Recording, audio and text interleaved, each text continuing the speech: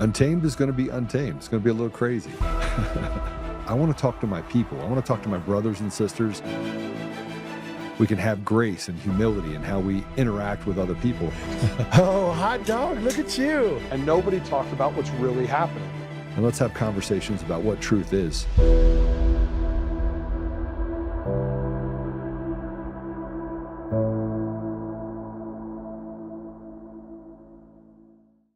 So let's talk about it.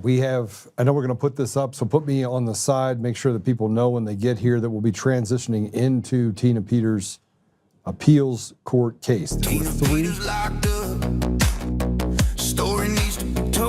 Can we take the music off? There we go. You put we'll fix it. We'll fix it. We'll bring it in here, but let's put it on the screen. That was perfect the way you put it. And then make sure that actually, maybe we have it in the courtroom where you're watching. We need to make sure we keep a really close eye on it. There was three people that were granted privileges to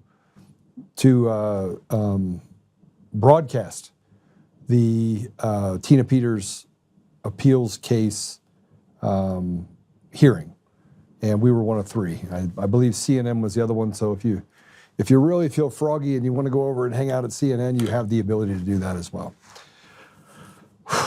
We're going to talk about a lot today, and while we wait, let's go ahead and put that up. Again, I want to make sure that people understand that we'll be covering Tina Peters' trial today. All right, there we go. Hopefully it didn't turn me off on the screen. It just took care of the music on that one specifically. Go ahead and share it. Make sure everybody knows whatever platform you're on. If you're having any trouble, make sure you report it back to us. We'll be broadcasting on the pilled.net. We'll be on Rumble. We'll be on Facebook. We'll be on X. We'll be on Roku. We'll be on all the normal places. And starting next week, we will be on Spotify Live. So that'll be one of the new channels that we actually are able to broadcast live on. So it should be really good for us. Before we get into anything else, as we wait for and go through and listen to the oral arguments for Tina Peters, whether or not they accept the fact that President Trump issued a pardon and using the supremacy clause and a couple other case arguments, it could result in Tina Peters being released from jail. Now, do I think that's going to happen in the state of Colorado? No, I think that the judiciary is so rotted in Colorado. It is so bad, and the judges are so bad in Colorado that I don't think that you're going to find a whole lot of judges that are willing to do the right thing, that are willing to look at what we're dealing with in Colorado, and they'll have the courage to stand up and do the right thing. Now, with that said, I sent a couple of stuff over into the chat. If you could grab this for me really quick. I have said over and over again, and we're going to talk about the Somalis. We're going to talk about some of the other things, but I want to start this way. There's a real push on the left to eliminate ICE and to demonize good people. And they did the same thing in 2020. They've used the same playbook. The CIA, how you know it's the CIA and how you know it is people that are really just evil, evil people is that they've never changed the playbook. The playbook has always stayed the same. Always. There's been no difference. They have never changed it. They've used the same tactics. And we're like cattle. The same people that reacted to COVID and said, shut it down, and walked into different restaurants and stores and ridiculed and went after people that wouldn't wear a mask, they're the same people that are acting like fools right now. They did not change. They're the same ones that are standing on this high horse and acting like they are the moral authority. They're not. They're demonic. But I want to ask you guys a question.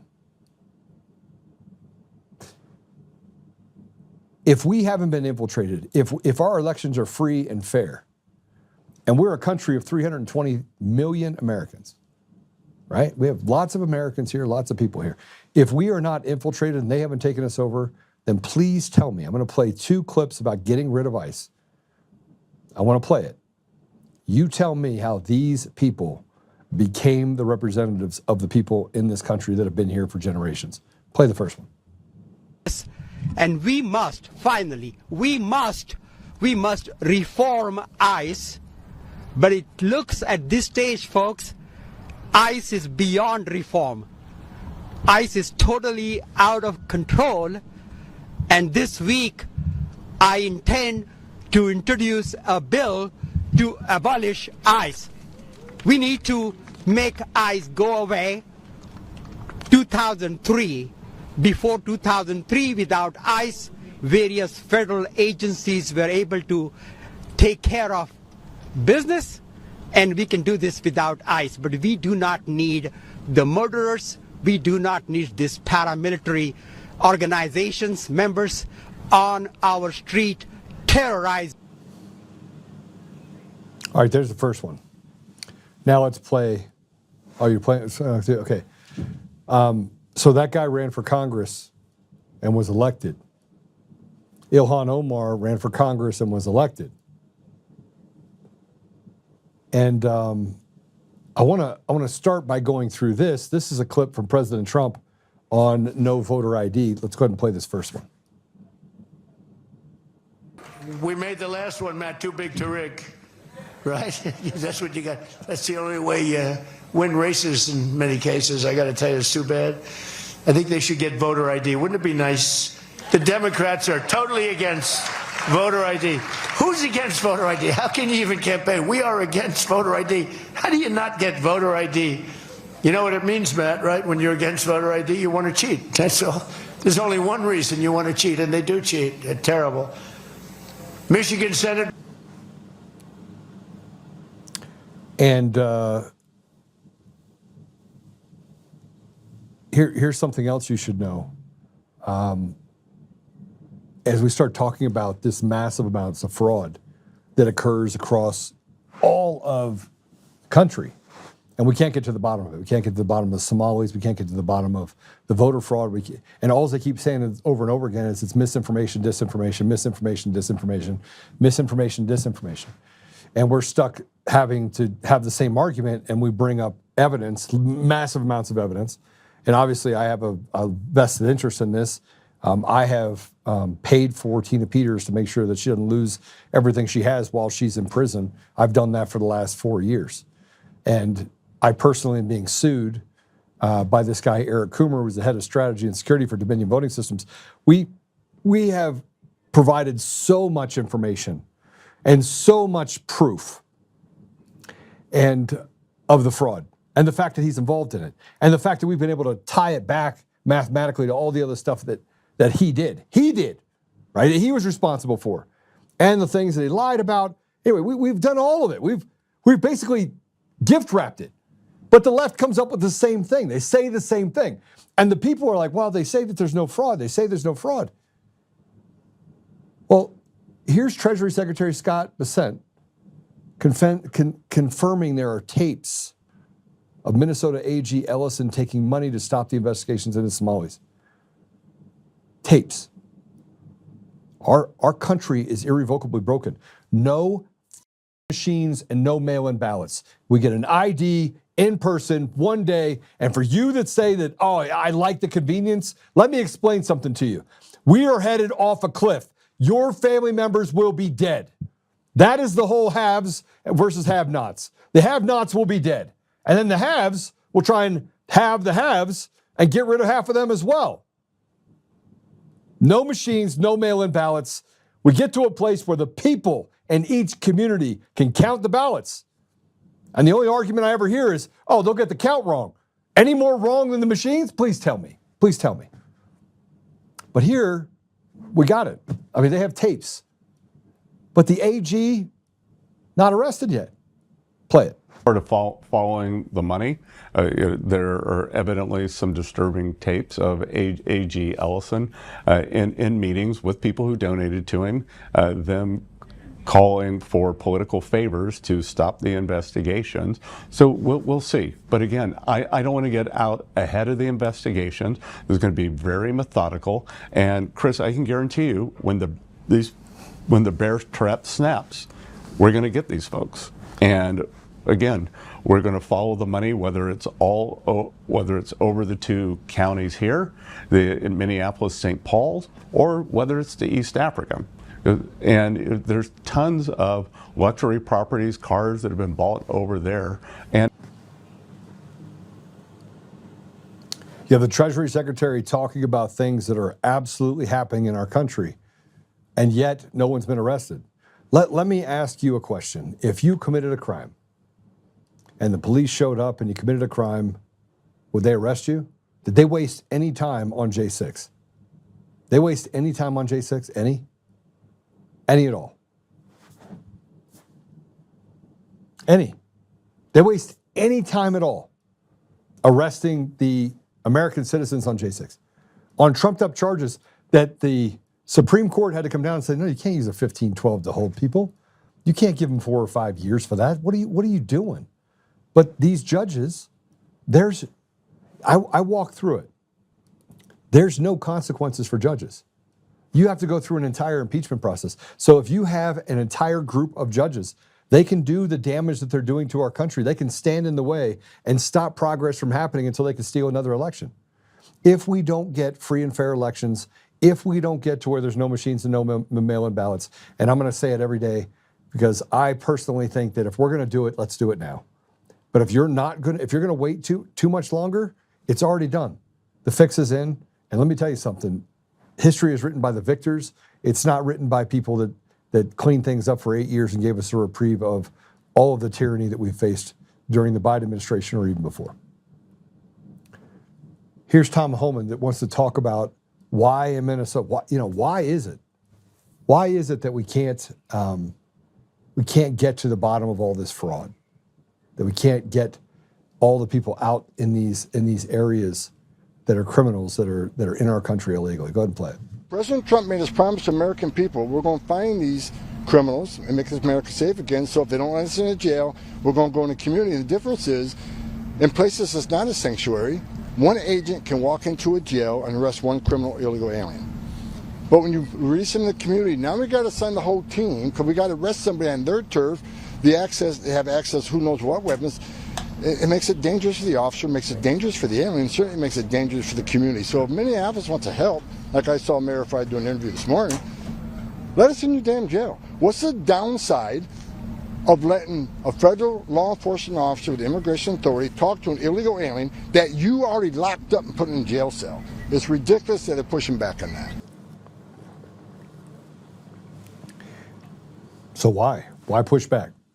Now I'm going to go back to the first video that we played, that I asked to be played, of this Deep Deep, who supposedly represents the people of Minnesota. Go ahead and play it. And we must reform ICE, but it looks at this stage, folks, ICE is beyond reform. ICE is totally out of control, and this week I intend to introduce a bill to abolish ICE. We need to make ICE go away. 2003, before 2003, without ICE, various federal agencies were able to take care of business, and we can do this without ICE. But we do not need the murderers. We do not need these paramilitary organizations, members on our street terrorizing. All right, let's play the next one. To all ICE officers, No, you not have that federal one. Not that immunity. one. The one that I put in the one that I put in the comments. The woman representative, Ramirez.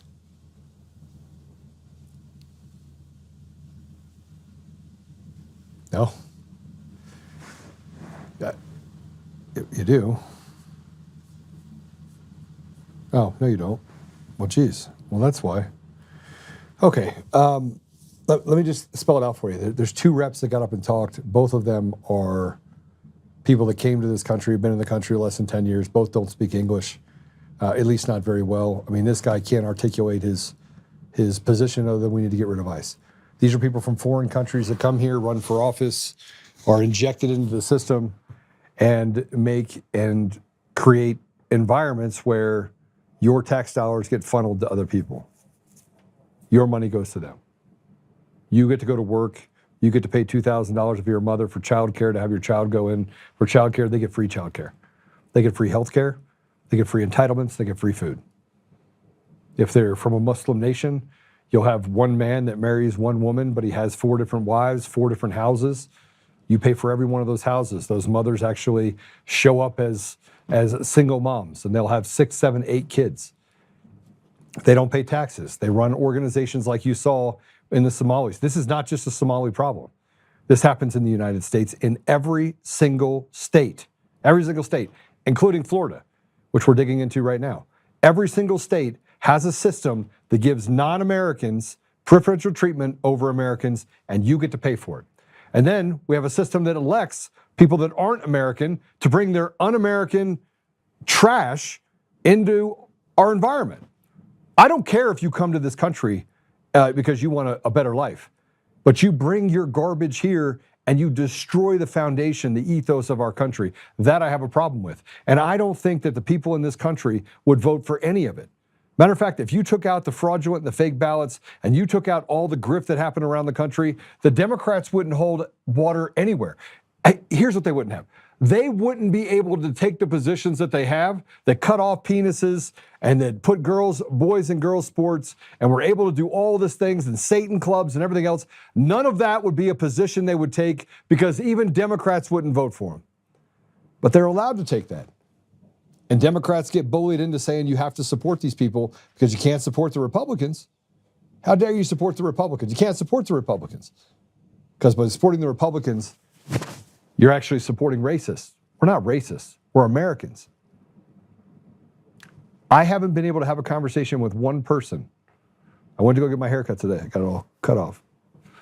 I went to go get my haircut today. I'm talking to the hairdresser. She is a Democrat. She's been my hairdresser she's cut my hair for, I don't know, 7 years. And she goes, Joe,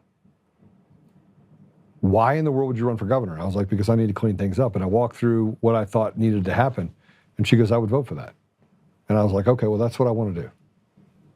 And then I asked her, I said, hey, let me ask you a question. I was going to say her name, but I didn't get her permission to say her name, so I'm not going to. Do you trust judges? She said, no. I was like, see, we agree. The judges in this country are rotted to the core. If you want to know where all the racist, homophobic, evil resides, it's in our judiciary. It's in our judiciary. It's rotted to the core. And they don't follow any rules. They don't do anything that abides. They are supposed to not be the arbiter of it. They're supposed to get it through procedurally and be the referee while a jury comes to some conclusions. But that's not what they're doing. See, what these judges are doing is they're actually just getting in the middle of it and saying, we're going to disrupt everything that President Trump is doing. We're going to side on and do a default judgment against Giuliani. We're going to do a default judgment against this person. We're going to fire the attorneys for Patrick Byrne and say that they can't represent you. Anytime you get a good, competent set of attorneys, you just fire them or you deny every motion like they did in the Tina Peters case. These judges are rotted to the core. And if you want to know if you actually have the ability to overrule that, you don't. You don't have any way to overrule it. And you're like, well, Joe, there's got to be some good judges. Yeah, there probably is. There probably is. But I want to remind you that President Trump was kicked off the ballot in Colorado. I want to also remind you that there's a Christopher Gregory case out there right now with tens of millions of dollars in bribes that went through by a guy that was on the inside. That it took almost 5 years to get to a place where the U.S. government would accept the case. It was under a QTAM before that, meaning that nobody was allowed to talk about it. It was sealed v. sealed. That's what the judiciary does. It slows things down to try and wear down the side so you just walk away and do something different. That is actually happening in our country right now. We had a guy on here yesterday that the Colorado Supreme Court said, yeah, we're denying that you actually have a right to protect your son. And the only thing that he can do is go to the U.S. Supreme Court, which picks up 0.1% of the cases that are before him. So what kind of country do we live in? And this is bipartisan. Nobody trusts the judiciary. It's rotted out to the core. The most evil people you will find are inside of the judiciary, doing some real damage to the people of not only Colorado, but around the country. And I asked someone that is not in the judiciary, I go, why don't you trust them? She goes, you can't trust them. They've become political hacks. She can see it. She's not a part of it. She's been just cutting hair. And she's on the left. And she goes, look, I've seen it. I've seen it affect family members. I've seen it, what it's done to parents when they get divorced. She goes, I've seen all of it. I've seen all, and not one of it is fair. None of it is fair. It's designed to hurt people. And you can't get rid of these judges. Because then you just have posts electing a more radical person, putting a radical person in that position. But you got to wait 2, 3, 4 years, hundreds, if not thousands of lives being ruined. All because they get to basically pick and choose and sit behind there like a wizard behind the curtain and do real harm to destroy American principles. That's your judiciary. I want to play this. This is Stephen Miller talking about what's going on with the attacks on ICE. But the people that are being elected or not elected on either side, Republican or Democrat, President Trump said something very true, and that is they out-rigged, it was too big to rig. But he's saying it out loud, that the elections are rigged. They're all rigged. There's no free and fair elections. There's no free elections at the local level, at the state level, or at the federal level. The entire system is designed to steal your voice. You are, in fact, a slave. And I'm not fighting for Republicans. I'm fighting for people. People. Play this. This is Steve Miller talking. To all ICE officers, you have federal immunity in the conduct of your duties. And anybody who lays a hand on you or tries to stop you or tries to obstruct you is committing a felony. What? You have immunity to perform your duties, and no one, no city official, no state official, no illegal alien, right, no leftist agitator or domestic insurrectionist can prevent you from fulfilling your legal obligations and duties. And the Department of Justice has made clear that if officials cross that line into obstruction, into criminal conspiracy against the United States or against ICE officers, then they will face justice. Okay, what does justice look like? Here's Ilhan Omar announcing the Democrats will oppose all funding on ICE. Another un-American, non-American who said that she works for the Somali people over in Somalia, not for Americans. We've been infiltrated. Let's go ahead and play it. And so today, I am glad to announce that the Congressional Progressive Caucus has adopted an official position to hold ICE accountable. Our caucus members will oppose all funding for immigration enforcement in any appropriation bills until meaningful reforms are enacted to end militarized policing practices. So during the Biden administration, I just want to put a bow on this for you. For anyone that's listening to this that would be, connected to what's happening in the Trump campaign, this is why I vehemently oppose Bondi and Todd Blanche, is because they're not doing anything. They're doing nothing. The NSA has information on everyone and everything. If you think that things are secure and that you can't be tracked, you can. And we've arrested no one. And on one side, they terrorize people by throwing people in jail, bullying them, using the media as a beat stick, ruining people's reputations, defaming them, slandering them with impunity, attacking their businesses. Technocracies and bigger companies, what we call walled gardens, allow it to happen. Allow people to put up negative reviews and do things with whatever they want. And what do? You're gonna go to the court system? Well, what happened with them? The judges just let that go. Oh, no. They're allowed to have an opinion on a business. They're allowed to leave a review. They're allowed to do these things. And I just talked about one small piece. So during the 4 years that President Trump was not in office, they ruined lives. People committed suicide. They raped people in jail. They did whatever they want. Tina Peters has uncovered some of the most inhumane treatment of young women that have been raped in transport vans. That actually happened. But have you ever heard about it? No. Because they're in jail, they can do whatever they want to them. And while they let criminals out on the street, what these judges let criminals out on the street, there's people that have been locked up for 15, 20 years for 2 ounces of marijuana that have been in there 12, 15 years of a 20, 25-year sentence, can't get out. Like, our system is 1,000% completely broken. And we have people that are not Americans that are telling us we're going to get rid of ICE so that these criminals can operate, these cartels can operate on our streets. And nobody wants to talk about that. They will walk over. In Minnesota, there's 2 Minnesotans that were killed by an illegal, and nobody has said a word about it. Here you go. Here's something else that you should probably see. Play the next one. Do you have a job? Do you have a job? Shame! I'm getting paid right now! Shame!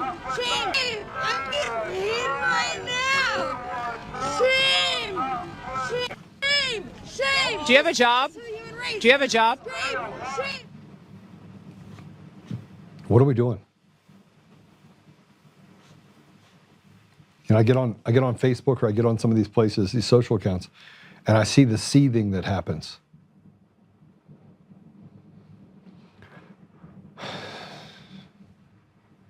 And it's not just ICE.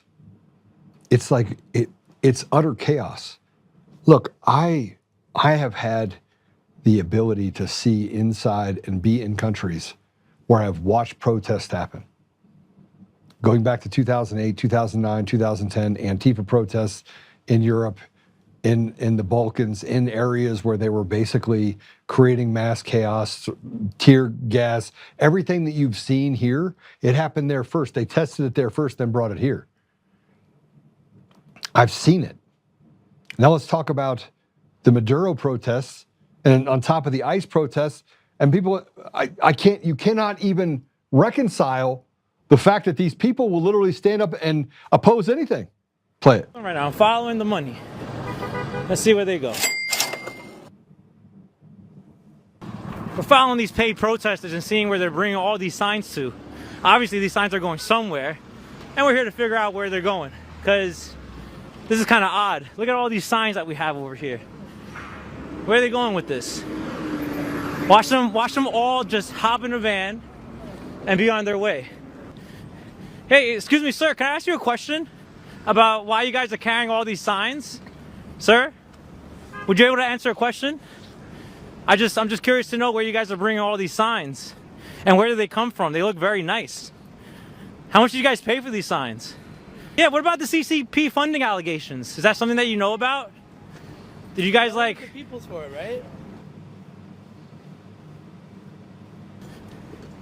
Oh, look, they're hopping in the car. They're hopping in the car. Well, the van has officially pulled up. Now we're over here. Now we have followed the money. And here they go. Now they're bringing it all in. Look at this. Look at this.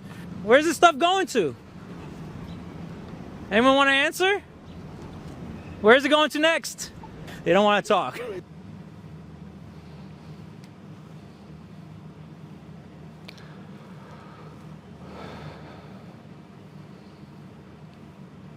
We're living a life in a complete op. And I was told 2 weeks, Joe, don't worry, it's going to happen in the next 2 weeks. And I truly believe that's going to happen. I believe President Trump is going to pull a lever. But I'm trying to figure out what lever. I mean, you probably want to figure out what lever as well. Tina Peters rots in jail. Tina Peters is 70 years old.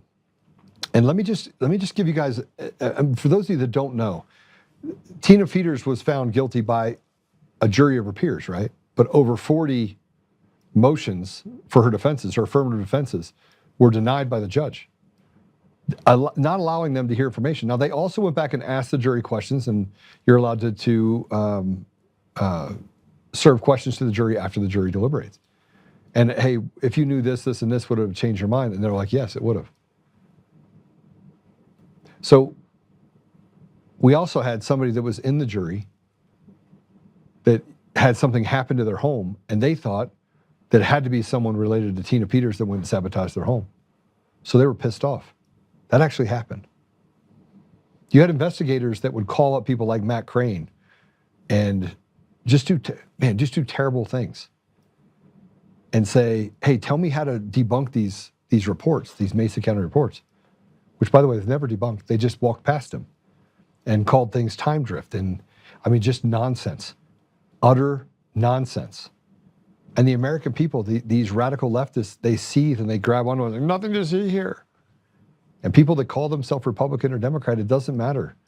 Look, there is such a thing as playing for the other side, so you could pretend, so you could be in opposition, and you can stand in opposition to people having a voice. Well, let's talk about Matt Crane for a minute. Matt Crane is the head of the County Clerks and Recorders Association.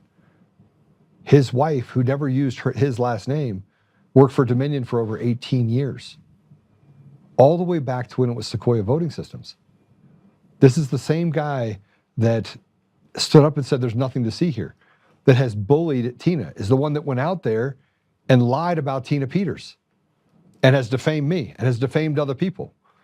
A linchpin whose wife works for Dominion Voting Systems, the system that we have witnesses for and whistleblowers and information and reports and you name it. We have all the evidence that we need to show that the machines and the mail-in ballots are absolutely fraudulent, including the entire report we did on Raul. And what did they do to Raul over in Serbia? In, Romania? They threw him in jail. They threw him in jail. While all this is going on, Jared Polis, the governor of Colorado, he came out and said, yeah, you know, I'm leaning towards clemency for Tina Peters. But here's what you don't know about her case. She had all of these charges. The max on those charges, I think, was 3 years, right? That Tina was sentenced for. Normally, that would be a concurrent sentence. They happen in the same area. You would not do consecutive. You wouldn't take those and you wouldn't stack them out so that you can actually give someone 20 years. And in this case, they took offenses. Even if you were to look at this with beer goggles and be an un-American traitor and allow for all the things the judge did, this sexual deviant Judge Barrett, even if you were to disallow everything and say, okay, I'm going to follow this through, the concurrent sentence in this case would have been 3 years. She would be out right now. She would be out. She would be out. But they stacked the charges on each other, which makes it so that she's not eligible to get out for 5 years into the sentence. 5 years. She's eligible in 2028 or 2029. And here's Jenna Griswold, the Secretary of State of Colorado, wrote a letter to Polis urging him not to release Tina and to bend to the president, and put it up right before bringing in Tina's hearing. Oh, no, I'm sorry. Was it put out yesterday? Yeah, it's put out yesterday. So I'm gonna play this for you, or read this to you. Can you make it bigger for me?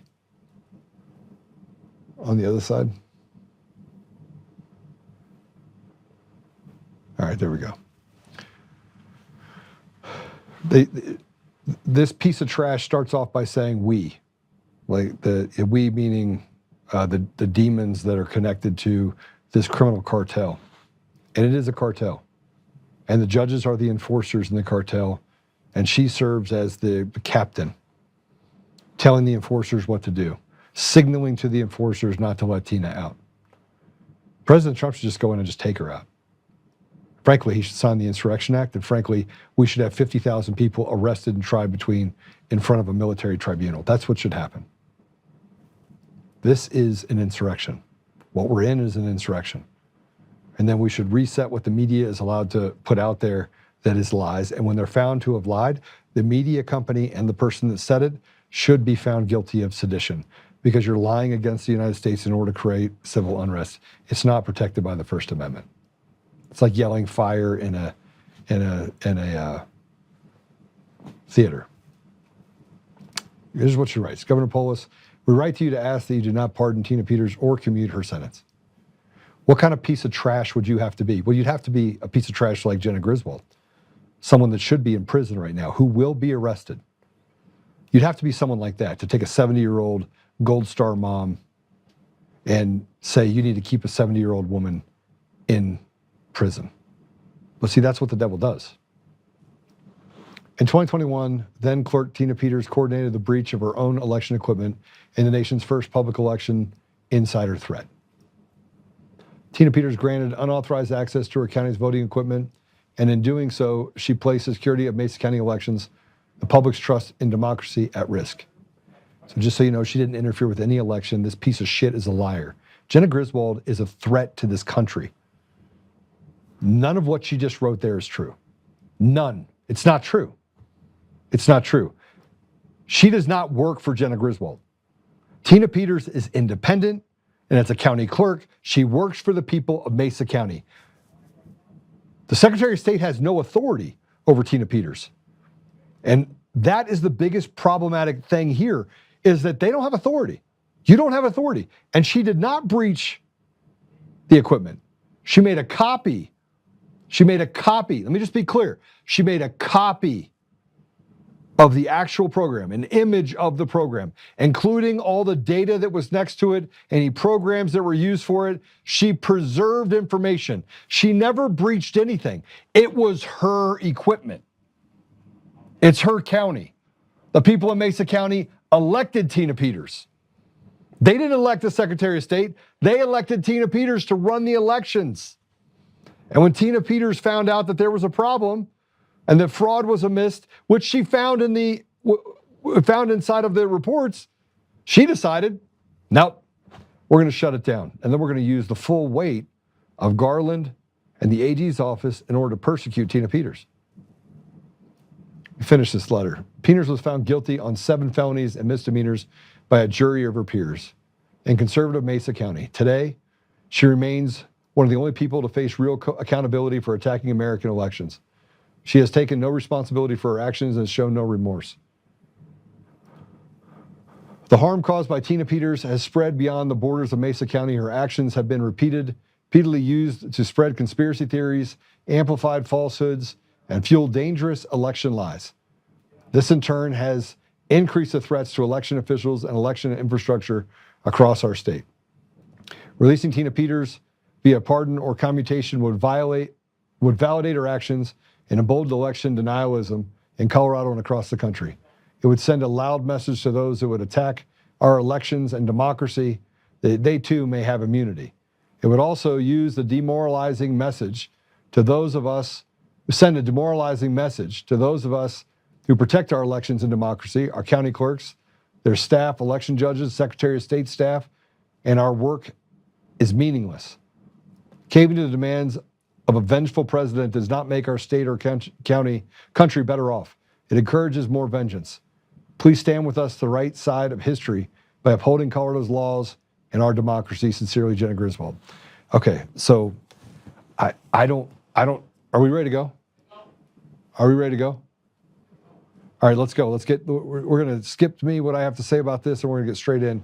Let's go and listen to what they're saying at the trial. To do when she suspects that the Secretary of State may be about to destroy digital election records stored on county computers that federal law requires the clerk to preserve. What should she do?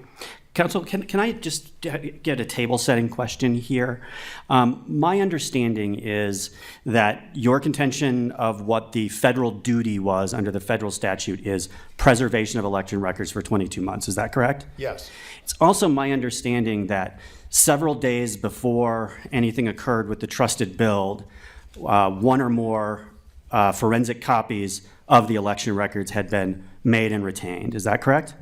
One copy was made on May 23rd, okay. 2 days before the trusted build. Okay, so 2 days before the trusted build, a copy was made and retained. Correct. And that Ms. Peters was not charged with any criminal conduct for making or retaining that copy. Am I correct? That's correct, because it was completely legal to make the copy, which right. the state acknowledges. Which is fine, which is why she wasn't charged. So correct. Why didn't that fully discharge her federal duty to the extent that it was to preserve election records? Sure. Because she didn't know what the government, what the Secretary of State was going to do to the county computers during this so-called trusted build. But what would it matter if she had a forensic copy of what the computer looked like before that she has Because retained and she's preserved? responsible for protecting the records. Because you'd have to Not just tell someone about preserving it. them, but for seeing what happens to them. And she's not a computer expert. So what does she do? She knows what she knew at the time. She learned from the Dominion tech rep, David Stahl. He told her the QR code's going to be deleted. Well, why is that important? The QR code reads ballots. It processes a certain kind of ballot. So without the QR code, you can't process those ballots. That means, number one, 52 USC 20701 had been violated because that QR code was deleted. And number two, it means you can't do an audit of the prior elections without the QR code. But why wasn't that preserved in the forensic copy that had been made 2 days before? Because isn't the forensic copy that was made an unalterable exact copy of Yes. what was on the system? Yes. So why didn't that preserve those records to be able to have that audit trail? Well, if the QR code was there, it was preserved in the forensic image. Right. But wasn't the forensic She still didn't know. She still didn't know what the Secretary of State was going to do exactly. The Secretary of State might have just deleted the QR code and left all the other data on the computers. When you get a Windows. Did Ms. Peters have custody or control of that copy, of that forensic copy? She did until it was FedExed to Hayes on the 26th or 27th. Did she ever turn that copy over to the Secretary of State, according to the record? No. So at all times, she had possession, custody, or control of that forensic copy? From the time she got it and sent it to Hayes, she did. After that, he had custody of it. But she could have gotten it back from him if she'd requested it. Good question. I don't know the answer. Can I roll us back just one step behind that? You acknowledge here that the argument with respect to the scope of the duty is the language of the statute, which is retain and preserve the records. What are we to do with the fact that at trial, when the jury instruction was requested on preservation, and the court essentially raised the same question that Judge Welling just asked, is it wasn't that duty discharged? Trial counsel said, well, we're not talking about preservation, we're talking about investigation. Does the preservation argument, is that abandoned? Is it waived at this point? No. Why not? Because she has a duty to preserve under the federal statute. What counsel meant was, we're not talking about the imaging the system 2 days ago. We're talking about investigating what the Secretary of State's about to do to county records that are her responsibility under federal law. And she has a duty to investigate that. Where does the duty to investigate arise? It's not specified in Section 20701. Well, it's not prohibited either. It may not be prohibited, but what gave her an affirmative duty to investigate? Because she had to find out what was going to happen to the record she's responsible for. And she is not a computer expert. So what does she do? She asks the IT department. This is Exhibit 19. But it sounds like you're conceding she didn't have a duty under any law to conduct the investigation. I'm looking at Section 20701. I don't see any reference to investigate or investigation in the federal statute. I'm sorry, Your Honor, I didn't mean to interrupt. Sure, I don't see a reference to it in the statute. So please help me where that legal duty came from. Well, it's true that 20701 doesn't say investigate, but she has a duty to protect and preserve those records. So she has to find out what's going to happen to them. But she had that. She had the forensic copy. She had the forensic image, yes. So she needs to find out what the Secretary of State is going to do to her county records that she's responsible for. And this is all part and parcel of your Supremacy Clause immunity argument, am I correct? Yes. Okay, so in order to have a Supremacy Clause argument, you have to have a federal duty and that this was in furtherance of that federal duty, Sure. right? And Yes. you're saying that she was investigating, and I think one of the reasons the trial court rejected the Supremacy Clause argument is that's not within the scope of her federal obligation. And I also didn't see you continuing to advance here the investigation theory as to what she was doing. So the court, is my understanding, is the court refused that defense on the grounds that investigation wasn't part of her obligations. Is that? I thought what he said is she had no authority to investigate. That's my memory of it. Could be wrong, but he said you don't have any authority to investigate. But she does have the authority to investigate. Just like if you found out that one of your judges, a clerk came in and said, I just saw a guy show up with an envelope that had 10 $1,000 bills in it and hand it to a judge on the Court of Appeals, you would have a duty to ask more questions. But for purposes of the immunity argument, isn't there an important distinction between whether she had authority, perhaps as the clerk and recorder, and whether she had an affirmative duty under federal law to investigate? And to tack on to that, because if she just executed a duty but didn't commit a crime, she investigated, but in the course of investigating, she violated a state criminal law. And she is contending with the immunity argument is, notwithstanding having violated the state law, I am immune from prosecution under that state law because I have this duty. So just because she can do certain things, that doesn't necessarily come within the scope of the immunity. The immunity is, you were doing something that the federal statute says you have to do, and doing that made you violated the state law. The immunity doesn't extend to all things that you may be permitted to do, does it? Well, I think it extends to finding out what's going to happen during the so-called trusted build, which turned out to be a wipe. The Secretary of State came in and deleted 29,000 files that were part of the 2020 election records, and did that in 62 counties in Colorado. Do you have any legal authority for the argument that under either Section 20701 or any federal statute, that someone situated like Ms. Peters had a duty to investigate? I'm still struggling with where that duty to investigate came from under federal law. Because they're her records. She has to protect them. So she wants to find out what's going to happen to them. It's just like the trial court saying, well, you could have sent the machines to Denver. You could have canceled the trusted build. That's not an option either, because if they go to Denver, she doesn't know what's going to happen to them. My understanding is you argued below that there was a duty to investigate, and that is what triggered the Supremacy Clause immunity. But to us, I'm reading you as saying that it is preserve and retain that is what that duty was, and that she was carrying that out. Is it one or is it both? Or Well, if you say that if you say that it's different to see what happens to your records than to preserve and protect them, I guess that's a difference. But she didn't see a difference. Okay. How could there be a difference?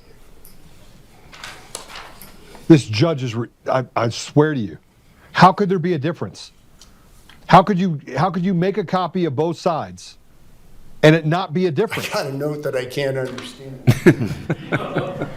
I think my clerks say that all the time when I give that note. So, how can you not investigate and find out whether or not they altered the records, which is against the law? As Mr. Tickton has pointed out to me, my gosh, there's a hard drive copy, but she needs to know what's in her computer and what's gone after the trusted build. The only way to do that is to bring an expert into the build. But isn't a forensic copy a clone of what's on a computer, on a hard drive. It's the same thing that could be found on the election machines. So, well, it's supposed to be, but if you don't stand there and observe what happens during the trusted build, you don't know what happened to make the change. And that's why she needed an expert in there. So she did 5 things, 5 legal things to fulfill her federal duty. And central to this argument is who's in charge of the premises. So the people claim that the Secretary of State is the clerk's boss, and that the Secretary of State can dictate who is present during Counsel, the wedding. can I push back on this just a little bit? Sure. She wasn't charged with having an unauthorized person present. As I understand it, she was on notice that the Secretary of State would not conduct the trusted build in the presence of a member of the public or somebody who wasn't an employee. That's not and true. So it's not a question of whether she was authorized to bring somebody in. It's a question of whether or not she was deceptive towards a public official such that they would then choose to go forward with an activity that she was on notice that they otherwise wouldn't have. She wasn't charged with bringing an unauthorized person in. Well, she was charged with lying about who that was in order to get the Secretary of State to take an official action, namely actually doing the trusted build in that person's presence. Well, Your Honor, I have a question for you. If she wasn't charged with bringing in an unauthorized person, why did the prosecutor say over and over and over in opening statement, while witnesses were on the stand, and in closing argument, that she brought an unauthorized person into the room? Well, you can't establish the allegation was that the offense is based on the misrepresentation of the status of that person. Right. You can't establish the status of that person without talking about whether they were authorized or not. Correct. Right?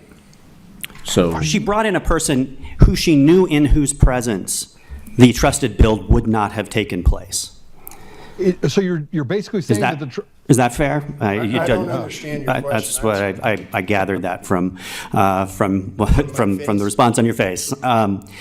She brought in somebody that she knew, if the Secretary of State was aware of who it was, the trusted build would not have occurred in that person's presence. Well, is that correct?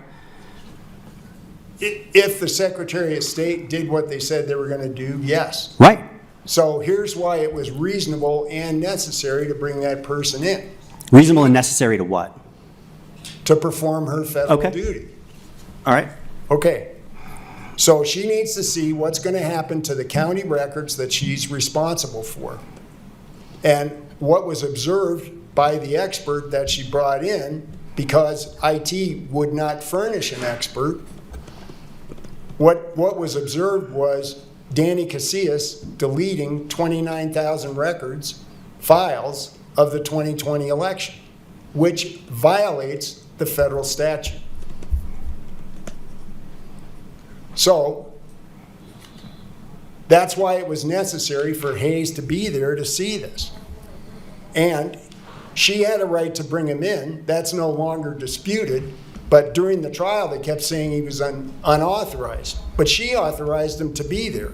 And she had authority to authorize him under Rule 20.5.3b. then why didn't she just say to the Secretary of State, I know you told me not to have anybody who isn't a county employee, but this person is not a county employee and he's going to be here because I authorize him to be here, instead of saying, oh, no, this is a county employee, and lying about who he was? Because if the trusted bill doesn't go down, then she can't conduct the election. That's her understanding. And then the machines will have to go to Denver, and she won't be able to see what happened to them. So in other words, she wanted to trick the Secretary of State into going forward. She needed to, in order to have Hayes present.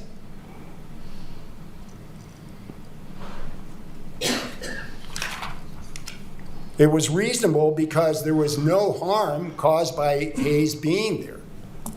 The computers work fine. When She wasn't charged with destruction of county equipment or, I mean, the harm here, the crime was that the misrepresentation of who he was led to an official act. That's the attempt to influence a public official part of this. That's what she was charged with, not that she destroyed computer equipment or did any sort of property destruction. Well, I understand that's the people's theory, but this case was all about elections until the trial.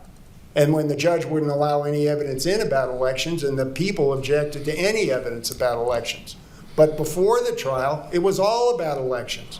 The judge found that the clerk tampered with her own equipment. He made that finding. Based on the specific charges, which are violations of state law, how would evidence of, say, election fraud have been a defense to the charges brought under the state statutes? It's chicken and egg. I'm sorry, Judge, I don't understand your question. So the trial court said, Ms. Peters, you can't bring in evidence that you believe there was election fraud. Right. How was that evidence relevant to the specific charges, which were violations of state criminal statutes? Well, here's the relevance. The election fraud actually happened when the Secretary of State erased the 2020 election records in 62 counties. And hopefully the federal government is going to do something about that very soon. Under what legal theory would that be a defense to the violations of the state criminal statutes? Excuse me, Your Honor. Please, go ahead. One of those 62 counties was Mesa. Those are her records. And she's got a duty to prevent their destruction. So is it a necessity defense? What is the legal nature of that defense to the state charges? That she was performing a public duty, executing a public duty. A public duty or a federal or a duty under federal law? Both. She's executing a public duty. It's her job as the clerk to protect those records and to make sure she knows what's happening to them. So she needs a witness to say what is going to happen during the trusted build and what did happen. Why couldn't that witness have been Ms. Brown or somebody who works for her? They don't know how to use the system. They didn't have the technical expertise to do it. I want to go back to the duty issue. It seems to me that the duty argument goes to immunity under the supremacy clause. But I need your help in explaining how the existence of that duty under Colorado law would have been a defense, an affirmative defense to the state criminal charges. Well, because all she needs is a reasonable belief that what she was doing was necessary and that she used reasonable means to achieve that objective. There's both an objective and subjective requirement of that, right? Her belief and the sincerity of her belief is necessary but not sufficient, right? It also had to be a reasonable understanding of what her federal duty was, and that would be a question of law that presumably at this point it's up to us to answer. Is that fair? Well, our position is that state courts have no jurisdiction to determine supremacy clause immunity. Let's talk about that. Sure. Then who would decide that? Federal court. But you didn't seek to remove this to federal court, did you? No, because she's not a person who's entitled to do that under the removal statute. But state courts, the case law is replete with state courts resolving these questions of supremacy clause immunity, correct? The federal cases say that the Tinella especially says state courts can't decide this. How does a court not have not only the authority but the duty to determine whether it has jurisdiction over the case before it? Well, assuming you're correct, and I understand you disagree with our argument that they didn't have jurisdiction, but assuming that they have jurisdiction to decide it, then they have to follow the rules. The rule is if there's a disputed fact, you have to have a hearing. No hearing was held. So the factual record to support what she did was never made. It wasn't allowed to be made. So, but I want to go back to your jurisdictional question first, because you are contending that the state court had no jurisdiction to decide whether or not she was protected by Supremacy Clause immunity, right? Yes. Then she gets charged by the people with state law crimes. Yes. And she contends that she is immune from prosecution under the Supremacy Clause. Yes. Who decides if she's right? And how? How does it get there? Well, we filed a DEC action in federal court, and they said the state, and the judge said, no, the state court can decide that. Your case is dismissed. 10th Circuit affirmed. So if the trial court had jurisdiction, then he needed to conduct an evidentiary hearing, which he didn't do. So despite the fact that you filed a DEC action in federal court, the federal district judge said, you're wrong, the state court can handle it. You appealed that to the 10th Circuit, and the 10th Circuit said, you're wrong, the state court can handle it. You're still pursuing the argument before us that the state court couldn't handle it. Yes. Are you arguing that we don't have jurisdiction to consider the immunity issue? Well, yes, but I know that you disagree with it. Well, no. That Actually, the problem with your argument is if you're right, then we just can't decide it, and doesn't the conviction just stand? I mean, I guess I'm not sure you really want what you're asking for, us to decline to exercise jurisdiction. Then the conviction stays. I think what you're asking us is to find that the trial court erred in its substantive determination that she didn't have that immunity, not that nobody can decide it, because you're arguing that she has it, and you want us to so conclude, don't you? Well, let me put it this way. We're not waiving the argument that state courts don't have jurisdiction to decide this. I'll call it the Tonella argument. Okay. But assuming that state courts do, then you need to follow the rules. Okay. The trial court didn't follow the rules. He didn't hold an evidentiary hearing. I just want to stress, to follow up on Judge Welling, we have to make a threshold determination of whether we have jurisdiction. And it sounds to me like you're saying we don't have jurisdiction. And if we agree with you, as Judge Welling said, we have no choice but to conclude we have no jurisdiction, and therefore the appeal is dismissed. Well, the trial court never had jurisdiction either. So the case is gone now. So who would tell the trial court that if not us? Well, I think you have to. Okay. But you're telling us we don't have authority to rule. How can we tell the trial court they didn't have jurisdiction? Do we or do we not have jurisdiction? It's a yes or no question. You seem to want us to give us jurisdiction to do something. If the 10th Circuit's correct, you have jurisdiction. Okay. How's that? Fair enough, counsel. All right. Now, so can I turn now in the time remaining to the trial court errors? Yeah, absolutely. Okay, so the law on affirmative defenses is if there's a scintilla of evidence in the record to support an affirmative defense, the trial court has to give the instruction. Only if there's a legal basis for the defense, right? Correct. Would you agree that? Right. So here there were two affirmative defenses, which the trial court decided before trial he was not going to instruct the jury on, regardless of what the evidence was. This is page 3370 of the trial court file. He says, I'm not going to give an instruction on execution of a public duty or immunity. So no matter what the evidence was, she wasn't going to get the instruction that the Idrago and Cassell's cases say she was entitled to. Well, that circles back to where we started, the table setting, as Judge Welling suggested. And I guess I'll just kind of recap. If the world is as premised in that question, that backing up the records with a forensic copy would preserve the records, right? And the idea being you create a forensic copy, which is a clone. Let's say, unrelated to any of the allegations, let's say the server blows up, you get a new server, you're able to replace those records with that clone, correct? That's what a forensic copy does. Assuming that the forensic copy had all the information and assuming you could back it up, yes. And that's not being challenged here. You're conceding that the forensic copy was a clone. I've never seen it, so I don't. And well, no one ever whether you're conceding, you're not asserting that it wasn't. I don't see any. Okay. No.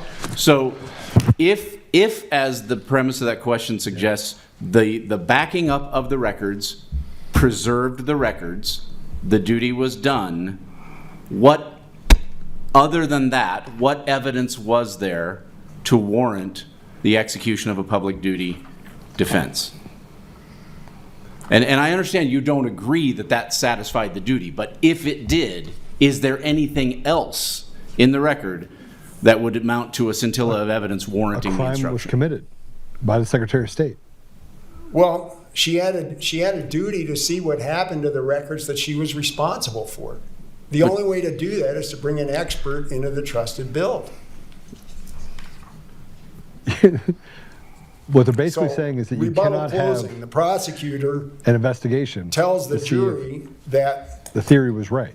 That Dr. Frank told this to the clerk, quote, "That would be illegal, but I have the best guy in the country," close quote. So what that told the jury was, which was a misquote of the witness, by the way, but what it told the jury was, Clerk Peters knew that it would be illegal to bring an expert into the room, and she did it anyway. And this is your prosecutorial misconduct argument, yes, and exactly. And that was not objected to when it was said. Is that correct? Correct. Okay. We think it meets the Tardif test for plain error. Very good. And I just remind you have about 2.5 minutes left. I don't know if you want to reserve some time for rebuttal. Yes, I will. Okay. Thank you, Your Honor. Very good. Thank you, Mr. Case.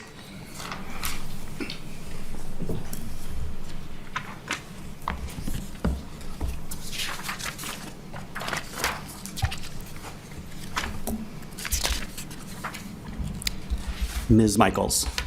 Thank you. May it please the court. I'm Lisa Michaels, registration number 38949. Tina Peters was not a federal official. She was a state official who was prosecuted by the state for deceiving state and local officials so she could get an outsider into the state's trusted build process. She had a duty to preserve federal election records, but that's not what was happening here. Here, she hatched a scheme to deceive state and local officials so she could circumvent the state's security protocols for the trusted build. That's what she was charged with. She wasn't charged with copying the election server. And we don't agree that her duty to preserve records included a duty to copy the election server, but even if it did, she didn't need her plot of deception to do that. Why wouldn't it? In fact, wasn't she instructed, or not she specifically, but didn't the messaging from the Secretary of State's office to all the clerks say, back everything up before we come? Isn't that how they preserve these records? I mean, they have a federal duty to preserve records for 22 months. We have elections more often than that would warrant. So isn't the standard practice they do these backups and then they update the machinery for the next election? Yes, I'm not sure. I want to make sure I answer your question. I agree with what you just said, but But you seem to be hesitating to even concede that making the backup was okay, even though she wasn't charged with it. That seems a little... Well, she wasn't charged with it, and obviously I'm not the trial prosecutor, but I think we don't agree that there was that duty, that was legal for her to do that. But that's not something that she was charged with. And so for purposes of talking about it, we can say that she copied the records, but that wasn't, and so maybe we could even just assume that met the federal duty, but I'm sorry, let me back up. So, yeah, sorry, I was on the right track. So let's say that did satisfy the, just for sake of argument, that did satisfy, sorry, I feel like this is a little bit sounding off. Does that sound okay to you? I think we can hear you pretty well. Can the audience hear her? Okay, I'm getting nods, so. Okay, good, thank you. And so, but what she didn't need to do, so her plot of deception was designed to get this outsider into the trusted build. She didn't need to deceive the state and local officials in order to copy the election server. So if we just assume that was part of her duty, she could have done that because she did do it outside of the trusted build. She did it before the trusted build occurred, and she did it after the trusted build occurred. So she had copies from what it looked like before and what it looked like after. And no one was around when those copies were made, so she didn't have to deceive. She didn't have to get those security credentials. But even more to the point, she wasn't charged with any conduct related to copying before or copying after, as I understand the charges. What she was charged with was misleading members of her office and folks in the Secretary of State's office that would lull them into performing the trusted build in her presence, with full knowledge that had she been truthful, it would not have happened there in her office. Presumably, the machines would have been sent to Denver to do the trusted build. Am I missing the mark at all? No, I agree with you. That's exactly right. She wasn't charged with making the copies. She was charged for deceiving the state and local officials. So under the federal statute, section 20701, she had a duty to retain and preserve all records and papers relating to the election. And that presumably would include the official hard drive in Mesa County. Let's assume that the Secretary of State was in cahoots with Dominion, and Ms. Peters knew that the Secretary of State was going to monkey with the records, was going to monkey with those records she had a duty to retain and preserve. What was she supposed to do if she couldn't trust the Secretary of State? Well, she did it. She made copies of the records, what they looked like before the trusted build all happened. Records and papers, whether they're copies or not. Would you concede all means all? Every single copy, even if there was a forensic copy, all also included. All means all. The version of that hard drive that the Secretary of State had access to. And under I'll call it a hypothetical, what if she knew that the Secretary of State was going to illegally modify the records and papers that she had a duty to retain and preserve? What was she supposed to do?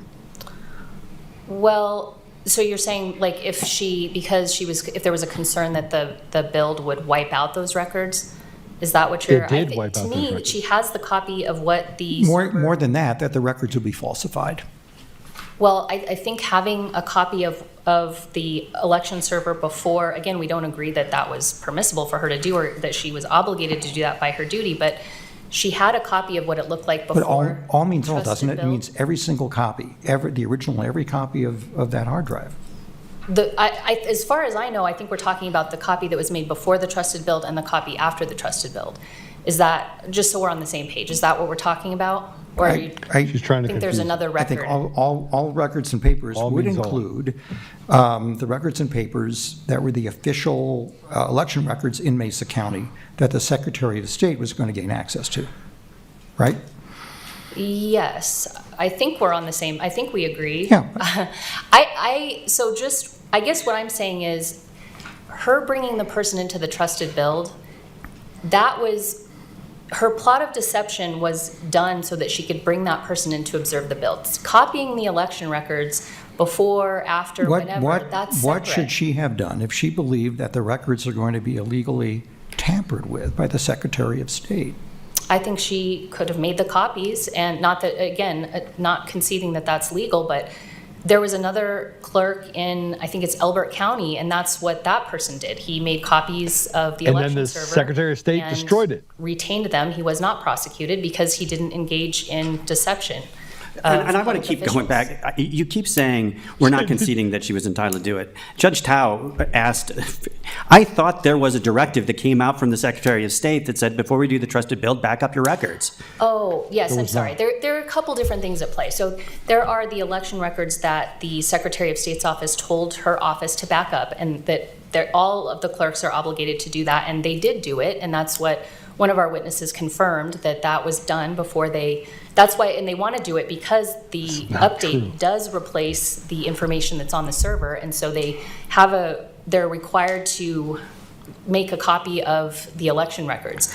So there's the forensic copy, and I don't claim to be a technical expert on these issues, so The forensic copy, to the extent that it's different than those election records that the Secretary of State's office directed Okay, her office let me maybe try this. The Secretary of State's office told her to copy the record, so the data. But what the forensic copy does is gets both the data and like operating software and everything. It's an entire clone, and you're not conceding one way or the other whether a full clone that included presumably some proprietary software was or wasn't legal. But it doesn't matter because she copied that, and she's not charged with having done that, regardless of whether or not you're willing to concede that that sort of copy was legal. Is that? That's exactly Okay. right. Let me, you say that she is not entitled to assert federal supremacy clause immunity at all because of who she is. That's one of the arguments. It is one of the arguments, but I want to test that a little bit, and that's distinct from what she was doing wasn't within the scope of any immunity she might have had.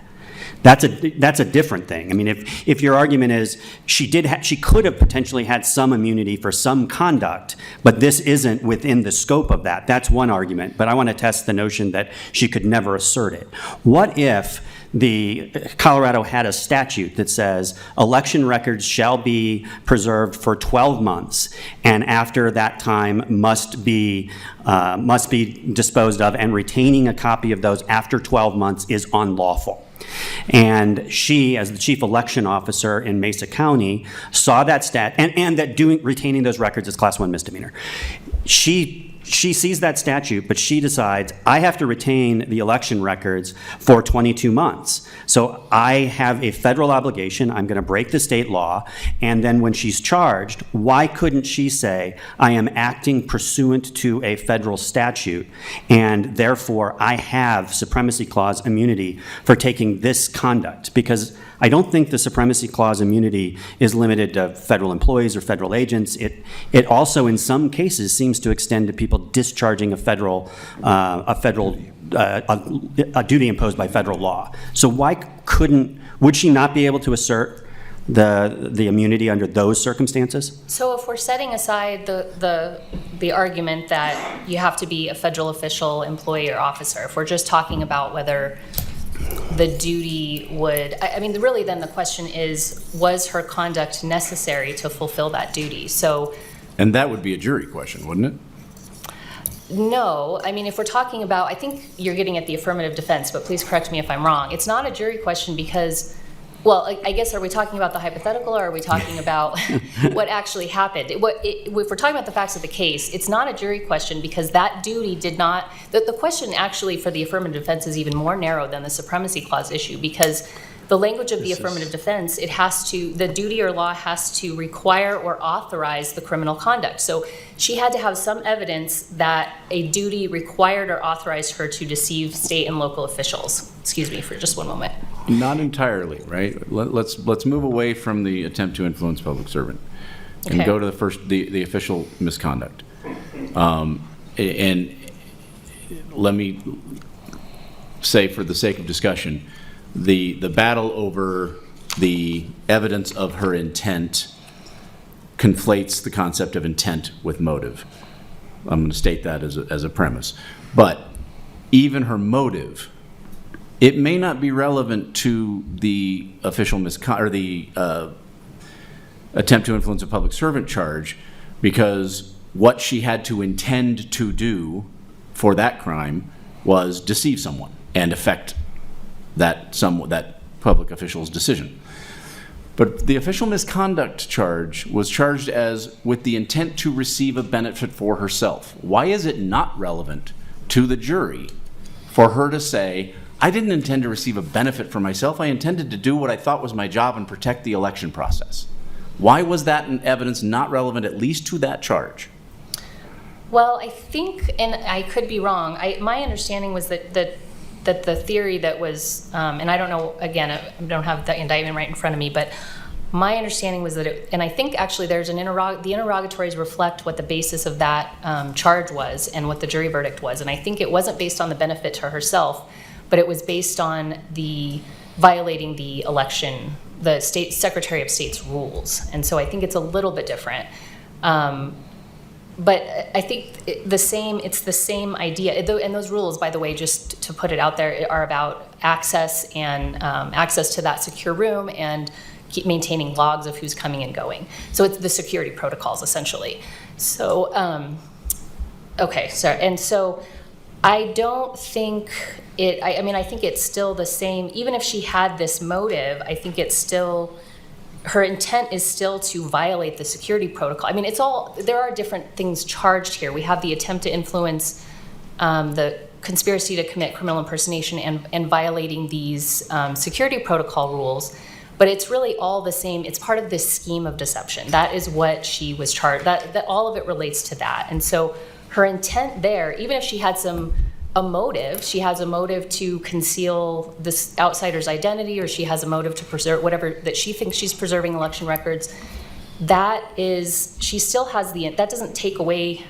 It doesn't negate the intent that she had. She still, because she had that motive, she had the intent to deceive, to engage in this plot of deception. But engaging in the plot of deception has no bearing on the charge of first-degree official misconduct. And I'll have to explore the indictment a little more closely. But I am presently under the impression that the charge was based on the elements of that being an intent to obtain a benefit for herself. Or someone else. Or someone else. So if her argument, even if it wouldn't fly with the jury, if her argument was, my intent wasn't to benefit myself, my intent was to protect the election process, while that would have no bearing on whether the felony charges that require only an intent to deceive, the first-degree official misconduct elements don't have anything to do with an intent to deceive. They have to do with an intent to gain a benefit.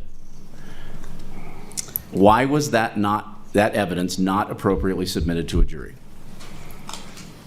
I'm sorry. Get in front of the microphone. I'm sorry. If I can just have a moment to look at the jury instruction on that, because I don't have.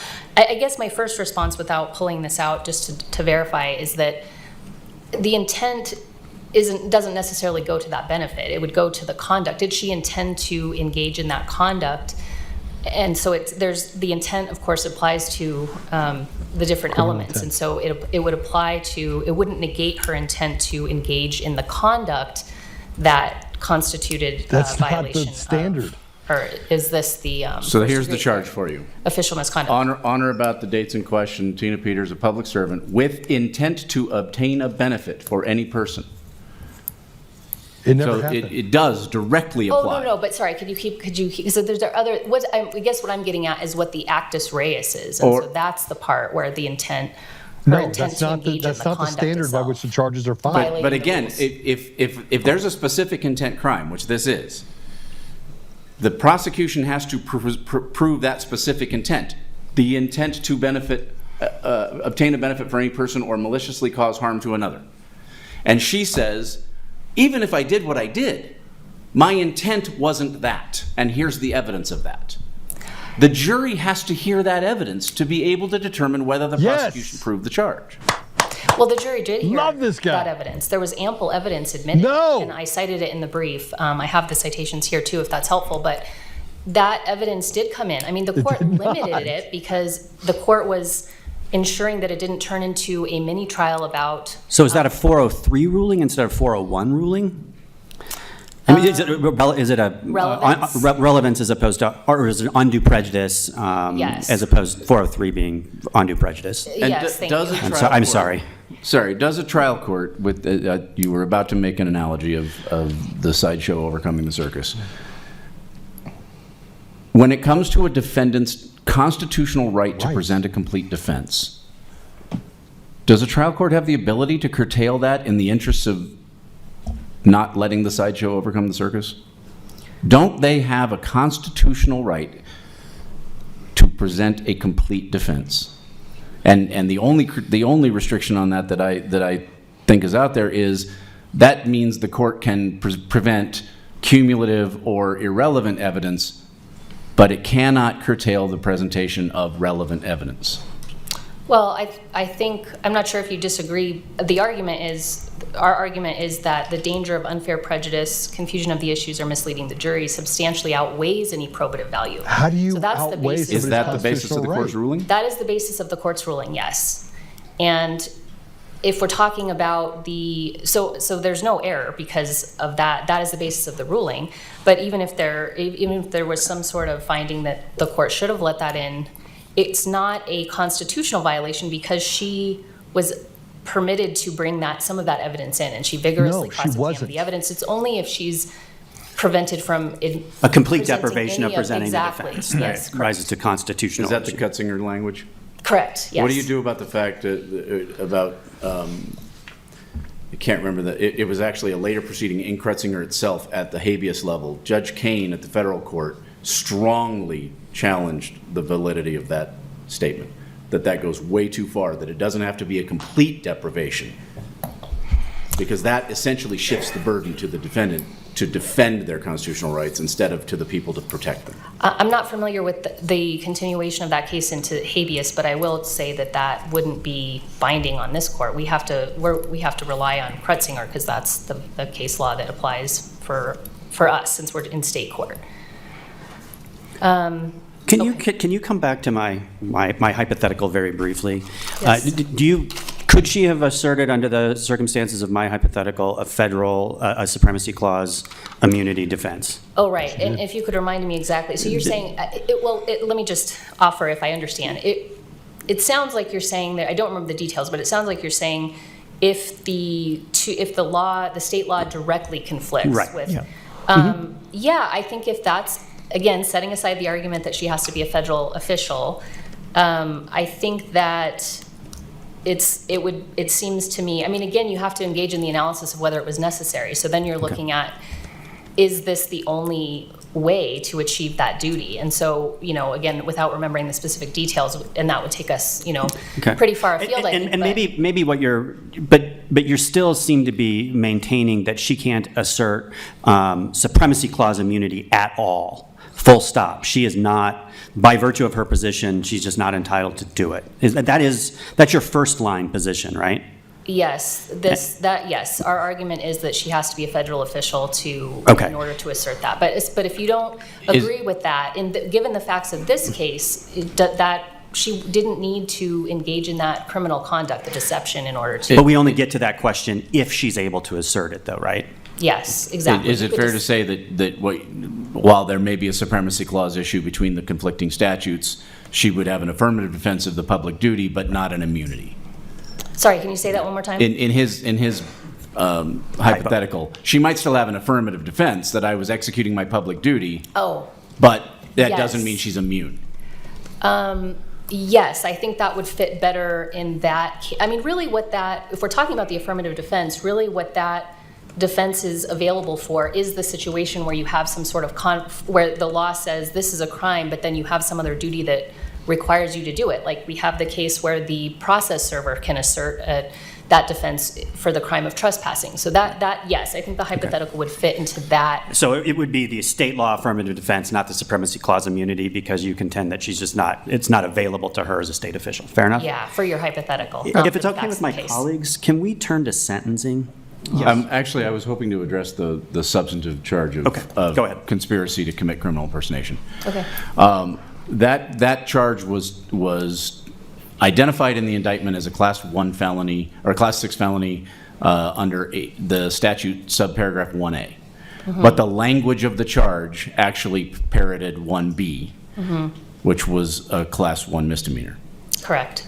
And your argument is, to the extent that was that convicting her of a Class 6 felony was error, it was harmless error because the evidence was sufficient. Plain error, but yes.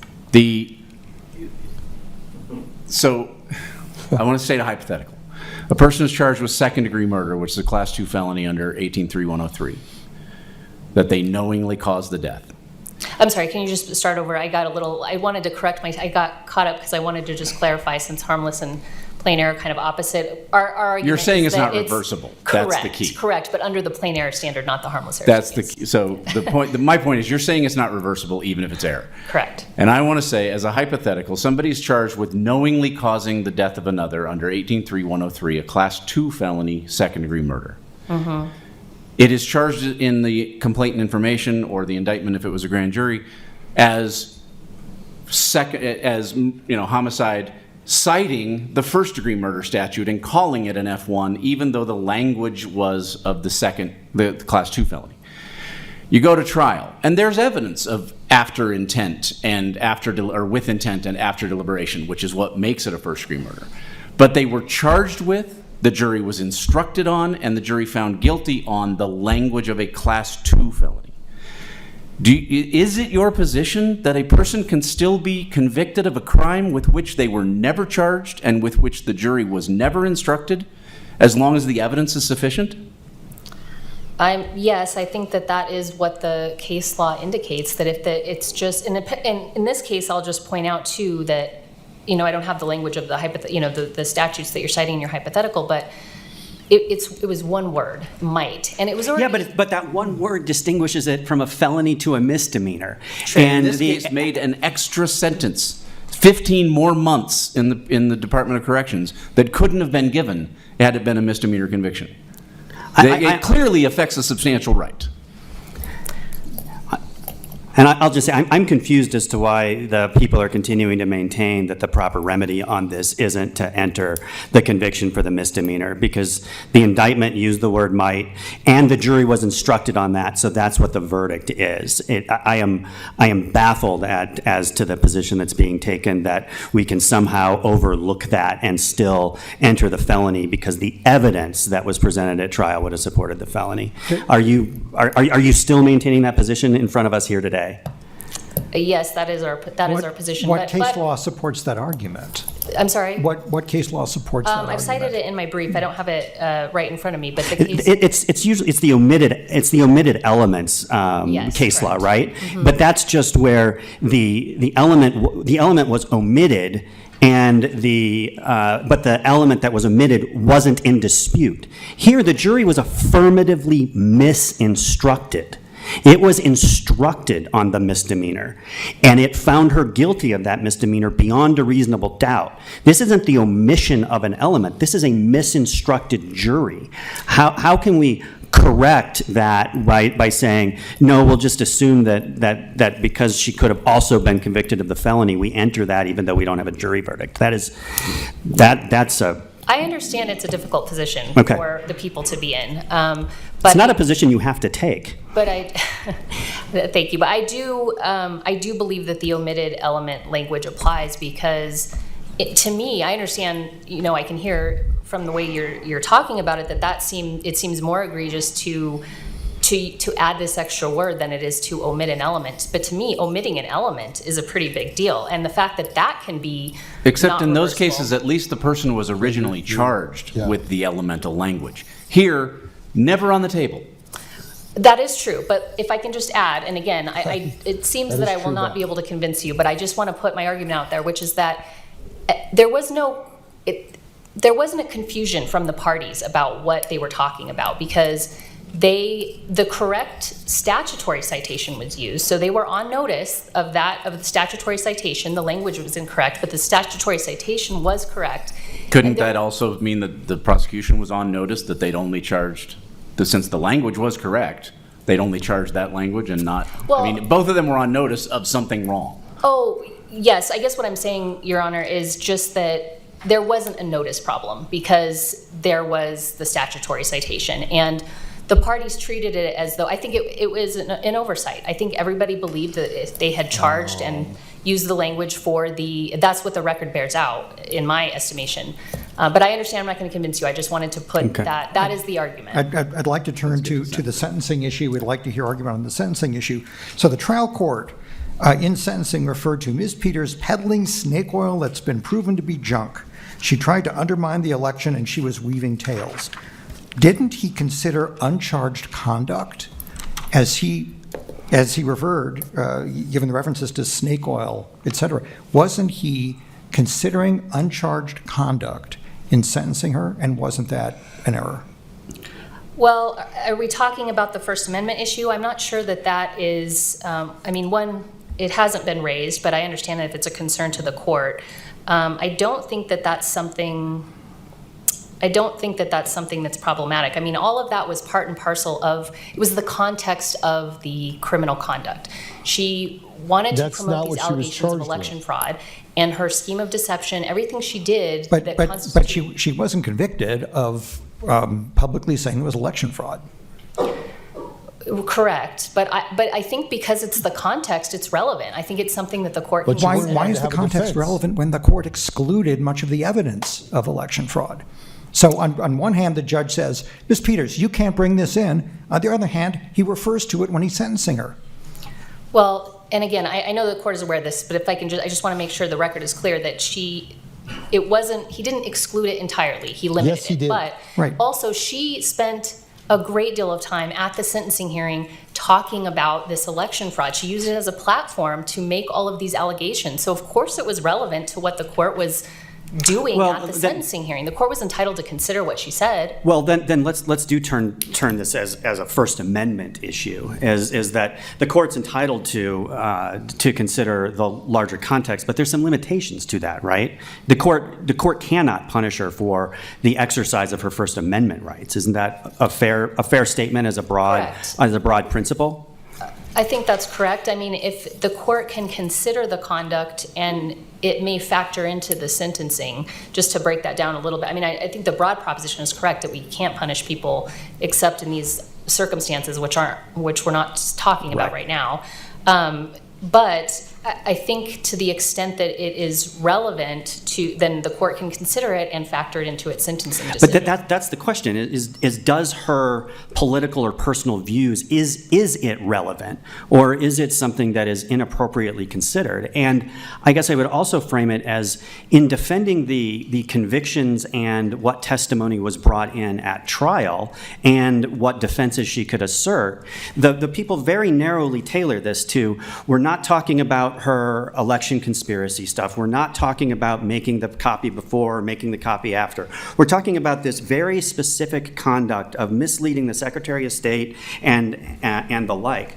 But then at sentencing, the sentencing language and the considerations end up broadening out from that considerably and getting into the very issues that you say is outside of that box that helps you defend the convictions on their merits. But my concern is that it did substantially inform the sentence that was imposed, and that creates some constitutional problems, and you don't get to ride both horses.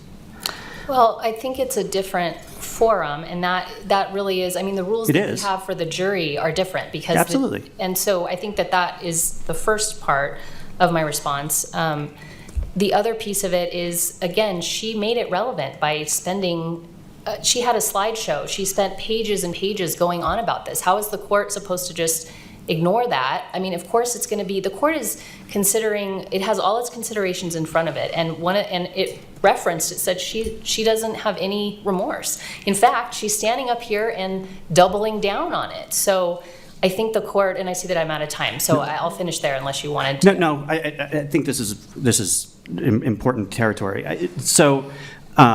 But it's one thing to say, look, she said this and I don't agree, but then to impose additional, or to make it part of the calculation as to whether or not you're going to impose the length of the prison sentence, to me, just because she raised it means that the court can comment on it as to whether or not perhaps it's persuaded or the like. But my concern is that the court didn't say that she's engaging in all of these hoaxes and she's undermining public confidence and she's doing all of these things that I think are very detrimental to society, but I'm not considering those for purposes of sentence because she is here on these convictions and that is the exercise of her First Amendment rights. Instead, I'm going to impose the sentence based on this. So we can address it and reject it, but what my read of the transcript is, the judge considered that and it went into the calculation of the sentence, and that's a First Amendment problem. Can you disabuse me of that concern? Well, I think the court used strong language and addressed that. I think the court, I mean, again, as I've said, it's the context, but I think if you look closely at the transcript, the court did lay all that out and then say, but at the end of the day, I think that might even be the quote, at the end of the day, this is about what you did. You violated these security protocols. You had a duty to enforce the security of the elections, and instead you violated it. So he ended up, that was the basis of the But counsel, this was not about a security breach. This was about misleading public officials to conducting a trusted build in the presence of other people. She wasn't charged or convicted with a security breach. And so that's still beyond the charged conduct and the convicted conduct. I mean, did she try to make it relevant? Yes, but the court exercised its discretion, and you say correctly, to keep that out, but then it let it inform, that broader picture inform the sentence that it imposed. I think having it both ways fundamentally undermines or calls into question the fairness of the sentence, potentially. Why doesn't it? I understand the concern. I do, and maybe I misspoke. I urge the court to look at the transcript, because I do think the court made that distinction and talked about what she did here, deceiving. I mean, whether we call it violating the security protocols or saying she's a public servant, she's supposed to enforce this, and then here she is deceiving other public officials. Actually, but that's my concern, is we can't just say, whether we want to call it this or that, it's still the same thing. That's not true. What was very, very important here is that what she did was brought people in, and what she was charged with was lying about who they were so something would occur in front of them. She was not convicted for bringing those people in. And so I think that the constrained nature of what these offenses are also should inform what the sentence is that the court imposes and what conduct it considers in deciding what the appropriate sentence is. And I apologize, maybe I'm not being clear. I am trying to focus in. I think the court was focused on the deception of these public officials, and that is what she was charged with. But what does it matter, given the passage of time, the departure from the office, and the fact that she is still espousing them? He focused, at least for what I see as a significant part of his comments, on her continued statements. Why isn't that a problem? She's not in a position to do what she did again. There's not a specific deterrence aspect of the Stewart case cited by the people on the attorney who said they would do it again. She can't do it again. I mean, unless the people reelect her, which then question whether they want that.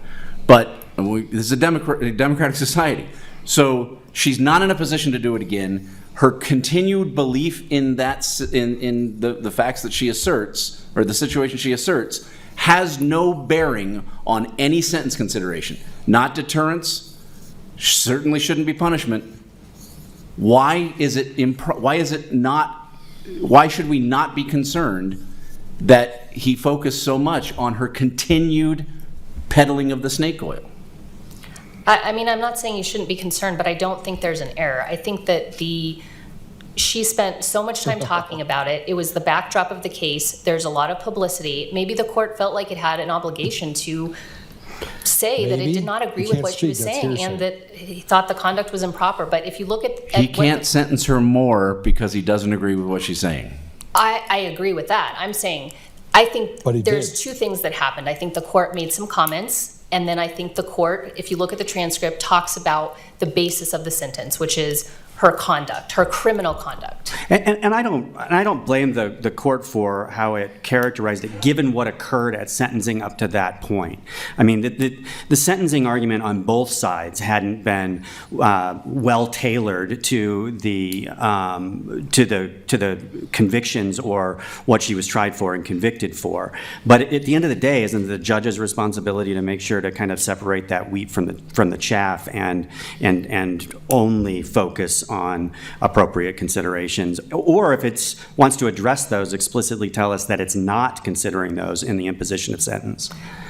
Maybe that would have been a better practice, and maybe we can disagree with how the court whether the court it was appropriate for a court to make those kind of comments. But I think that's a different question than whether he sentenced her based on that. And again, I think the transcript, it's very easy to focus on the very strong language that the court used. But if you look, it really did turn the page essentially and say, this is what we're here for, and this is why I'm sentencing. And we should consider the totality of the sentencing transcript in making our evaluation. It was consecutive, right? Yeah, okay. Exactly. Anything else from my colleagues? All right, very good. If you would give 9 minutes of rebuttal I'm adding the additional 7 minutes that we allowed them to go over, so that it's a total of 9. And with Why that, isn't Mr. Tina Case, talking? the floor is. Well, give me just 1 second, Mr. Case. Let's get can we get a total of about 9 minutes on the clock? Perfect. Yeah, there. Just start it. It's kind of Awesome. like football, reset the clock. So I like the way the court zeroed in on sentencing because you have a 70-year-old woman, nonviolent, first offense, probation eligible, never had a traffic ticket before all this, given 9 years in the penitentiary. So under DOC regulations, she ought to be in a minimum security facility with similar defendants, nonviolent. How do you respond to the people's argument that despite the harsh language, when you continue to read the transcript of the sentencing hearing, the court actually sentenced her based on the counts on which she was convicted? Well, I say that's baloney. I was there. I heard the way he imposed the sentence. He was vicious. And we're asking the court, if this case is remanded, please order a different judge. Did you raise that in your brief anywhere? Where? The request, I mean, that's a different. Yeah, that's the relief we asked for, based on the fact that he denied her a free trial and sentenced her to 9 years because of what So you're saying if we reverse and remand on the sentence, that it be resentenced in front of a different judicial officer? and retry. But if it's just reversed on sentencing, it's resentencing in front of a different judicial officer is your request? Yes, please. Okay. Okay. So I didn't know this, but until this case, but Colorado doesn't have minimum security facilities for women, just men. They have 4 minimum securities for men, none for women. So who are Clerk Peters' cohabitants in La Vista? Murderers, child molesters, drug dealers. That's the majority of the population. Well, why is she there? Because of what she said.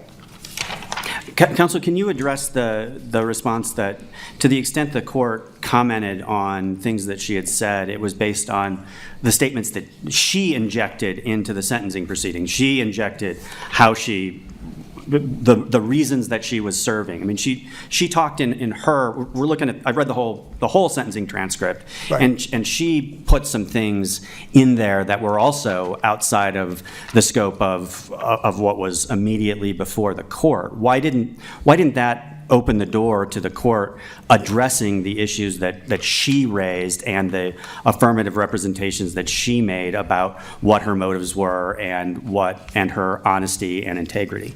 Well, I think Judge Tao answered that question. Interestingly enough, I wasn't listening closely enough because I'm listening for answers to come from the podium, not next to me. We've been colleagues for 15 years. It wouldn't be the first time. Said it's up to the court to, give her a fair trial and a fair sentence and to rule justly, not bring that in when it's outside it wasn't what she was convicted of. Are you saying that the court couldn't address her slideshow presentation, her PowerPoint presentation? Sure, he could comment on it, but since she wasn't convicted of anything in it, he can't sentence her for it. The one thing that Clerk Peters did bring up at sentencing that he did consider and used as a sentencing aggravator was her prior conviction for contempt. That conviction was erased, was overturned, vacated after sentencing. So she's entitled to be resentenced for that reason alone. And that's not an error on the court's part, because at the time that was a conviction that had validly entered. It was subsequently vacated, right? Well, we submitted evidence at sentencing that the whole thing was a fabrication by the DA, but the judge overlooked that too. Okay. So I want to go back to your earlier questions on the immunity issue.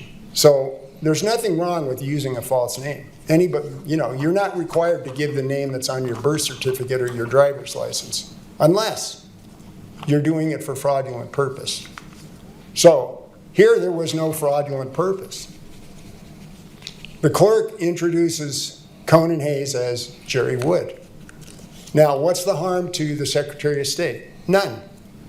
After the Secretary of State leaves... The harm is to Mr. Wood. It doesn't have to be harm to the... When there's a criminal impersonation, somebody gives a false name to avoid an active arrest warrant, the police aren't harmed. It's the person whose name was used, if they're a real person. Well, Gerald Wood was not harmed. He volunteered to let Hayes use his key card. And the key card is issued so the clerk can control who's on her premises. Well, I think that was disputed at trial, right? Yes. Yeah. So 8 times during this trial, the prosecutor referred to Hayes as a cyber mercenary. Clerk Peters wanted to present evidence and tried to that Hayes had worked as a confidential government informant, that his ID had been protected in the past, that he had used alternative identities, that he was given authorization to access voting equipment for purposes of writing reports for the government, and the court wouldn't let the jury hear it. But I don't understand how that's a defense to anything that she was charged with respect to attempt to influence a public official or the criminal impersonation. Because there has to be an intent to deceive, and the deception has to be towards someone. There has to be an intent to alter a decision. Right, alter a decision. So right. So her decision? intent, the decision is to conduct the trusted build Yes. in the presence of people that she knew the Secretary of State would not conduct the trusted build in front of. Yes. But what's the harm? It doesn't need to be harmed. That's an official You just said it was decision harm. that she is attempting to influence. In fact, if anything, the argument admits that she intended to deceive.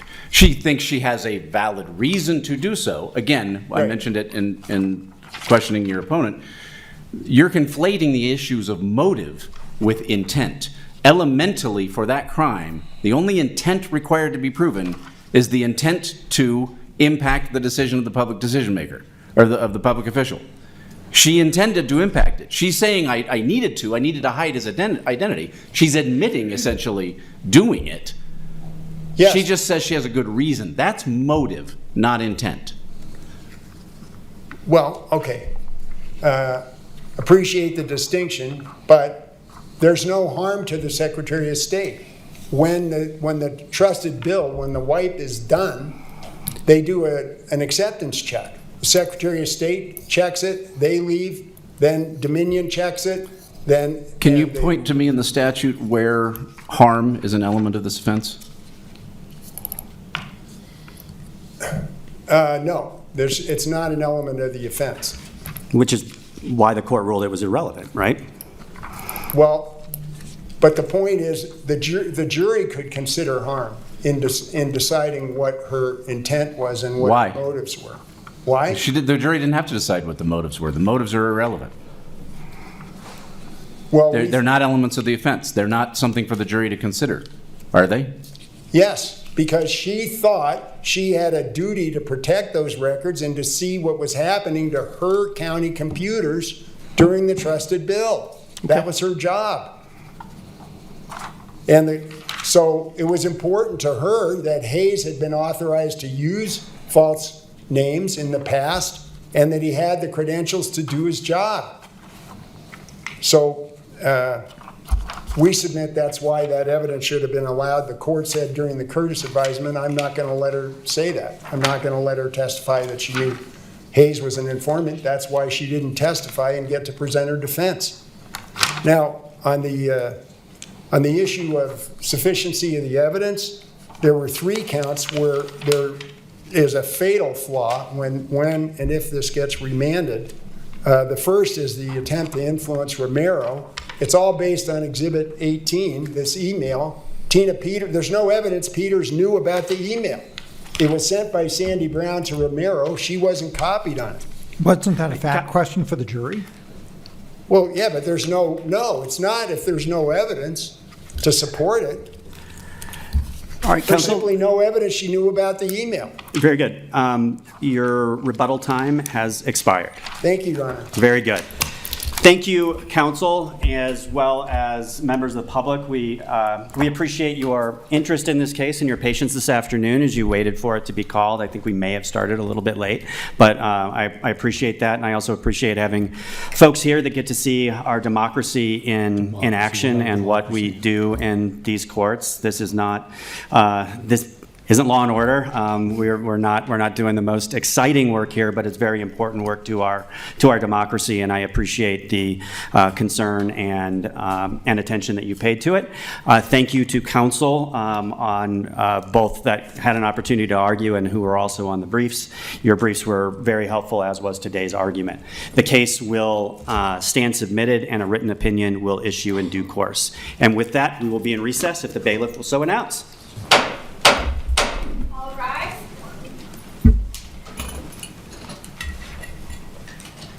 The court will be in recess, subject to call.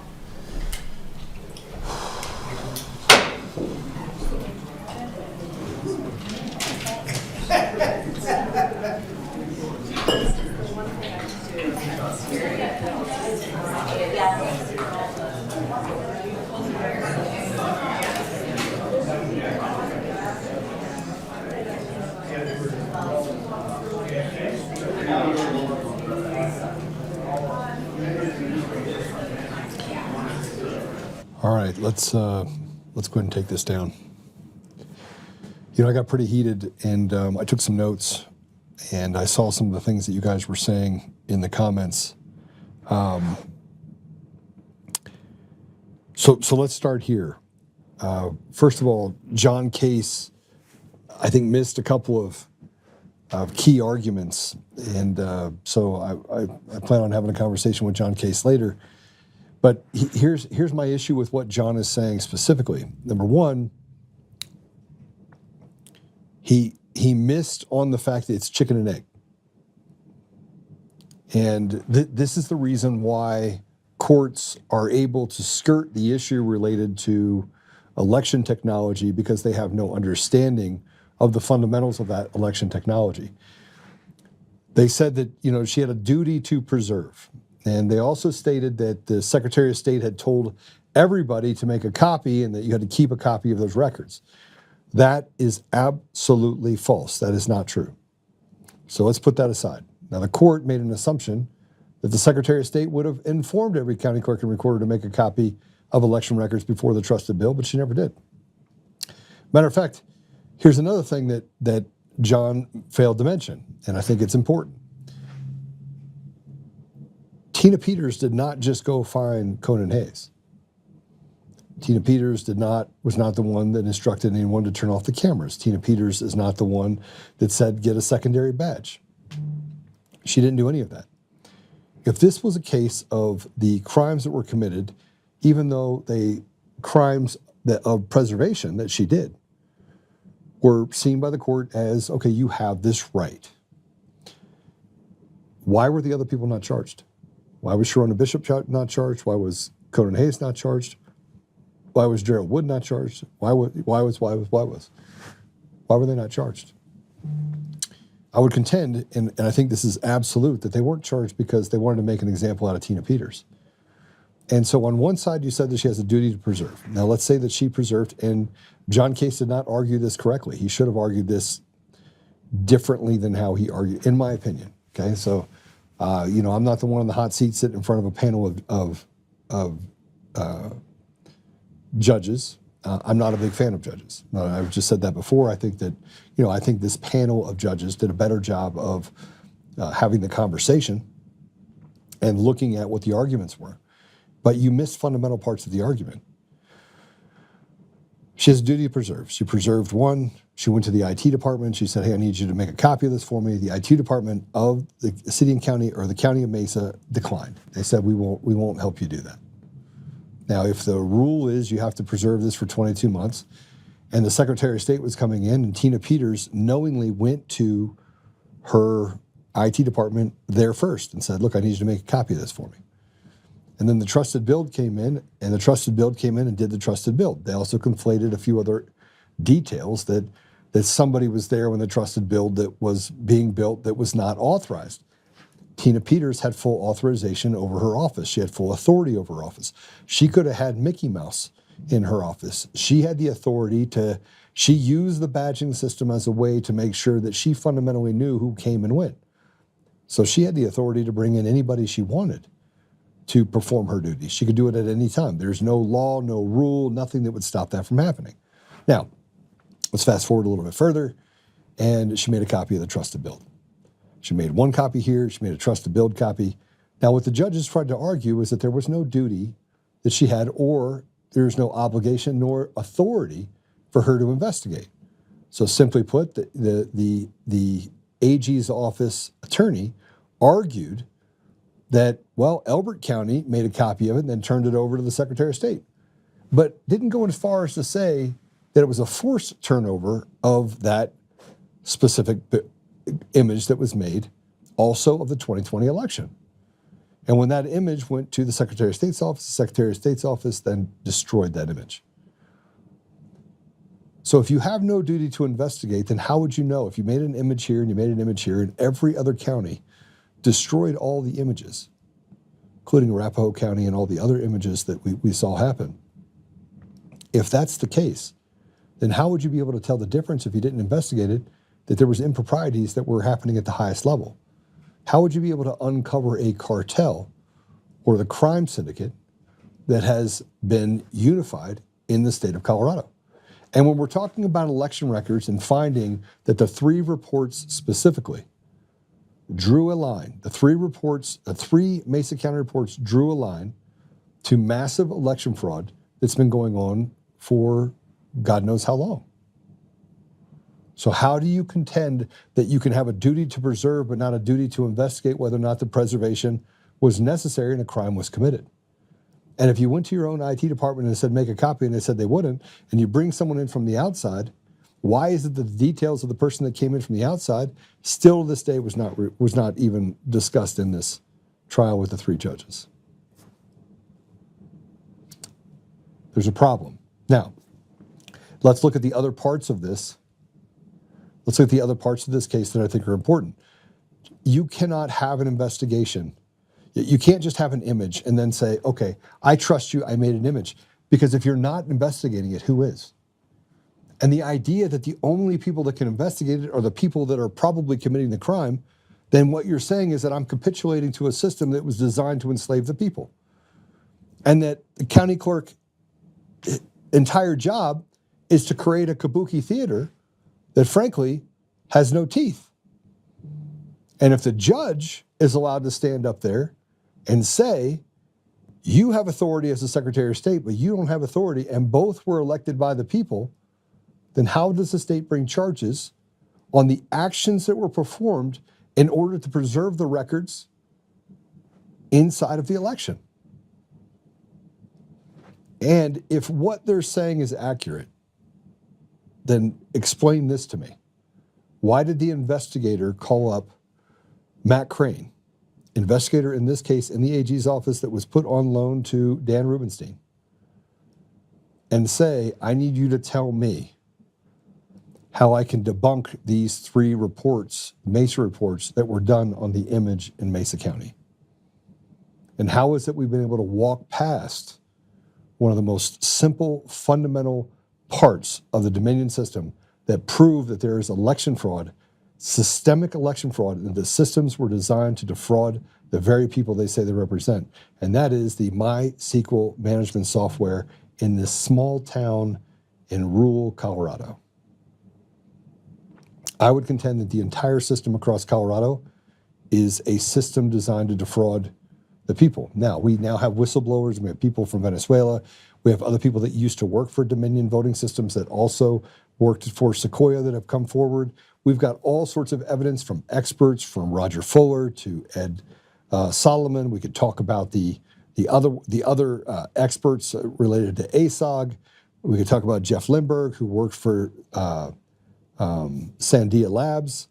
We have massive experts. We could talk about my friend who is no longer with us.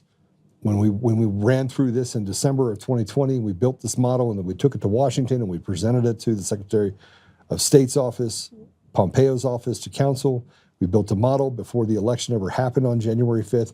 We were able to predict the entire outcome and the functional aspects of what happened on election night on January 5th, 2021. I never would have known that had we not had the capabilities of looking at what the Dominion system was capable of doing and what actions would have to be taken in order for both of those Democrat senators to win Georgia by a combined total of 0.7%.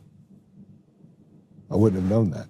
There would have been no way that I would have been able to see any of that if what I'm saying is not accurate.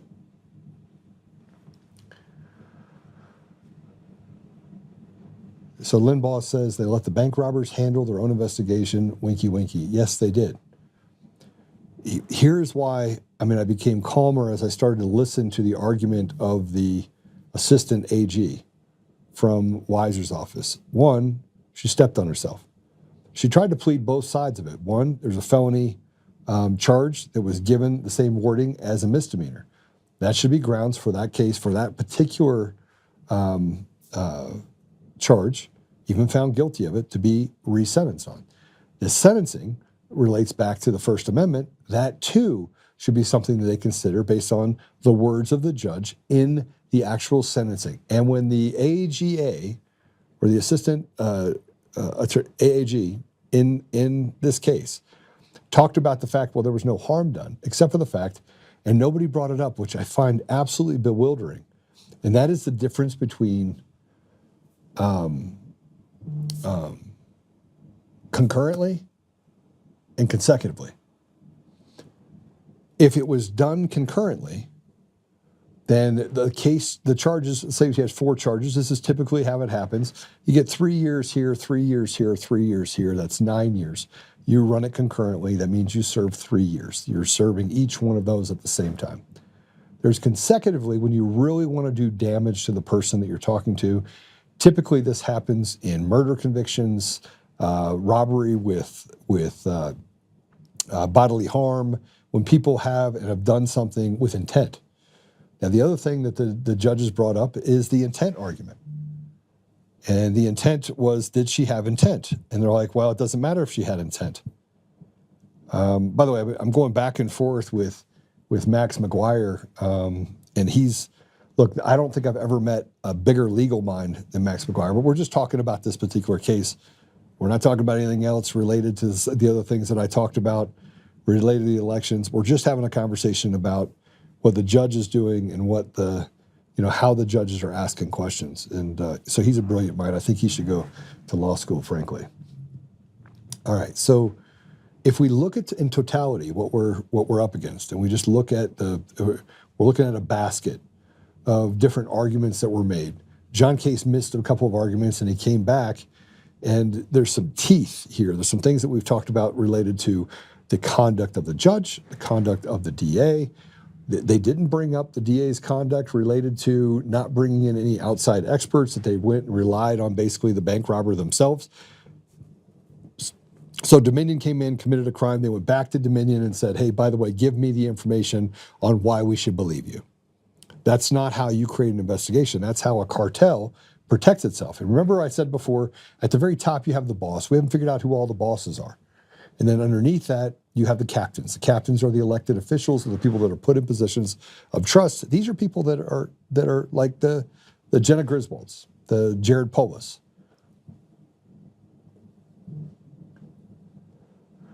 Jonathan Mosley said, Joe Altman, the Secretary of State admitted that their request to know who would attend the trusted build was a COVID control policy, not an election rule.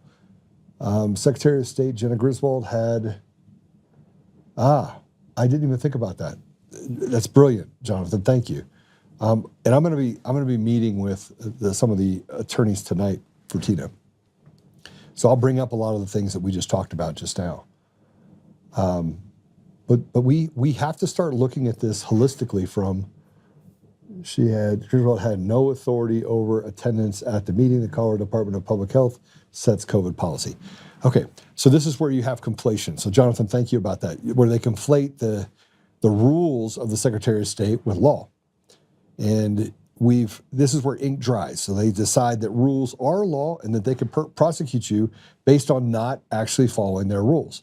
Now, in any other state, that had a sensible ability for you to have good judges. Now, do I think there's a state in the country that has good judges? Man, I hope so. Colorado's not one of them. I mean, this appeal panel seemed like probably the most logical among them. And next week, by the way, we're going to get into the amended complaint of Eric Coomer that the judge in that case was allowed to falsify and say, okay, we're going to let you have a complaint. We're going to let you amend that complaint. We're going to let you get discovery. We're looking at all the different ways inside of the Eric Coomer case that they have basically tried to bury the facts and create a slanderous environment. Now, I'm going to tell you guys one thing. I have never stopped talking, right? When you, the American people, get raped and get abused by a company that says that they are private while doing a public good, and the guy that runs everything, who's been around for 16 years and was already found to be bad in 2006 when they were forced to sell Sequoia voting system because of bad behavior, not because it was nefarious behavior. It was criminal activity that was happening between Smartmatic and Sequoia voting systems that forced CIFIS, which is an organization that overlooks any national security interest. That was in 2006, 2007, that forced them to sell in 2010. They handed the company over to managers of Sequoia voting systems, including Eric Coomer, and Smartmatic was allowed to retain those records. If you look back at the behavior of this person, and he's doing a public good and says that, hey, trust us, sit back, you're not allowed to look into the machines, right? But you're allowed to be raped, and they're allowed to say that you have you could go over here and you can vote and you can make it look like it counts, but we're allowed to decide anything that happens, you are not allowed to criticize it. That's where we're at right there. And that they can do whatever they want and they can sue you. In essence, every single case that has gone to court related to election fraud, whether it's Tina Peters, Mayor Giuliani, the Trump campaign, OAN, Newsmax, Fox News, the judges stacked it against the ability to get access to the information. Even so, even to a degree that, frankly, it would be impossible for you to ignore. The the Dominion v. Byrne in Washington, D.C., the judge in that case fired Byrne's attorneys, sealed the record on criminal acts that were committed, that stuff that was turned over to Sheriff Darleaf. Then the DOJ hid that behavior and would not investigate it under the Biden administration and has continued to hold the same position in not investigating the fraud against the people by these election systems. Now, the reason why they've done that, I don't know. It probably has a lot more to do with the fact that how far do you unravel the blanket? How far do you go back? If you go back 20 years and you're saying that the people that were doing this were nefarious, then all the laws for the last 20 years have to be undone because the people did not represent the people. Now, I would contend that has to happen, that we have to back laws up 20 years completely back them up, get rid of agencies, get rid of organizations that have committed crimes against the American people. I would argue that has to happen. But that's the reason why they haven't done it. This has very little to do whether or not you think the election systems are fraudulent or not fraudulent. We have proven it over and over and over again. You would have to be complicit, a retard, or just flat evil to believe that our election systems have a semblance of free and fair across the country, because they don't. I don't care if you're talking about ES&S, Smartmatic, Dominion, it doesn't matter. Liberty Vote, it's all trash. And for the last 2 years since President Trump has been elected, they've been stealing every election. Down ballot, all the way across the board. Douglas County, Colorado, one of the reddest states out there, a 70-30. The school board in Douglas County put in radical leftists on the entire school board. And now parents in Douglas County are leaving in record numbers because they're not going to have their kids subjected to pride flags on the wall where you don't actually do the Pledge of Allegiance. The American flags are being stripped out of there, and they're putting in Satan clubs and all sorts of other stuff, books that are meant to promote pedophilia. That's all happening in Douglas County right now. All of that. Because the elections were stolen at such a local level. Whew. Nothing will be cleaned up in the country until the judicial system is. That's why I said that we have to have military tribunals and that we're going to have to gut the judiciary. And that, I mean, frankly, this is how you get rid of the cartel. And whether we're talking about the synagogue of Satan, which is what we have here in Colorado, or how it closely resembles the Republicans and Democrats across the country that are standing in the way of progress. We do not have a democracy in this country. Unless you want to talk about mob rule by organized crime, then maybe we can talk about it.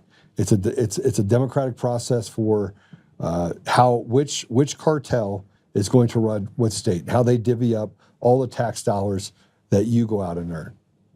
56 cents on every dollar that you make goes to the government.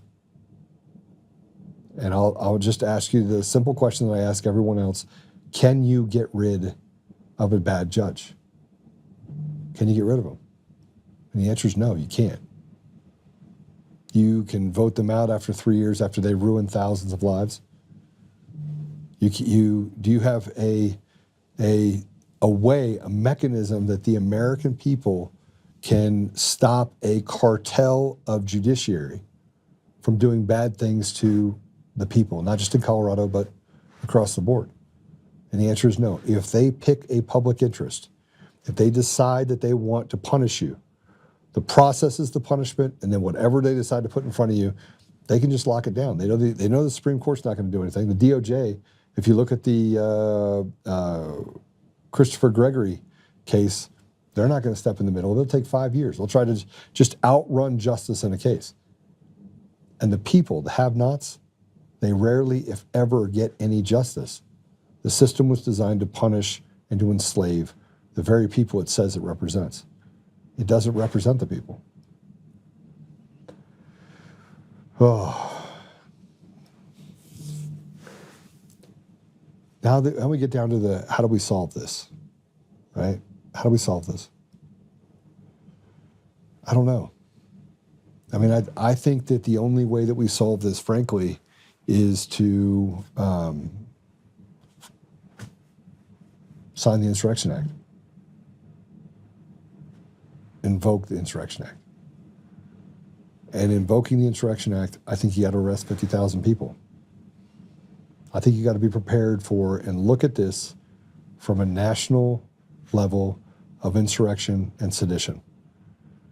And you can, look, I've said this before. If I'm wrong, put it in the comments that I'm wrong.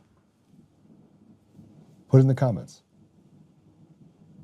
If you were to go out and ask anyone, if you were to go out on any social media platform, left or right, you were to ask someone who is for getting rid of ICE, and you were to ask the question, a simple question, do you trust the judiciary? What do you think the answer would be? 99.5% of the time. You trust judges. What do you think? Jonathan says, both Christine O'Donnell, graduate of Ava Marie Law School, and I think Joe Olman's commentary is the best. You must be a lawyer, the lawyer in the flannel shirt. I'm not a lawyer, but Jonathan, are you a lawyer? Answer that question if you're a lawyer. I do study a lot of stuff, but I'm not a lawyer. What was I talking about? Well, yeah, do you trust? I think you could ask any of them, and none of them would say you could trust judges. Matter of fact, if you looked at the lawyers that are out there, I have some real. So I don't know what's wrong with me, but I have a lot of good friends that are lawyers. I have good friends that are. I have a couple of judge friends. I have a couple young judge friends, and so I say some things that are all encompassing. I'm like, judges are trash, and then my friend will call me and say, Joe, let's go have lunch, and he'll say, listen, and I'm like, listen, your job is to weed out all the bad judges, and one of my friends is probably one of the best attorneys out there, and he's such a good man. Man, he is. His name's Kevin, probably one of the best men I've ever met. He is a great man, and he's a judge. And so it's kind of like I'm looking at this and going, the judiciary is rotted out, but I have this great man, this man that is a judge he's just awesome. He was a DA, and he was a prosecutor, and I don't want to tell his story. I hope to God that one day I get to tell his story. He gets to tell his story. I have begged him to run for office. He's like, I'm not a politician. And I was like, but you're an amazing man. He was a prosecutor in a case, and he looked at every single case as a DA, and he would look at it on the merits of intent, and he would look on it like what happened. And he would spend an enormous amount of time, because the conscience that he had could not find himself putting someone away for a long time for a case where he felt like that justice wouldn't be served, and that's not what the facts of the case suggest.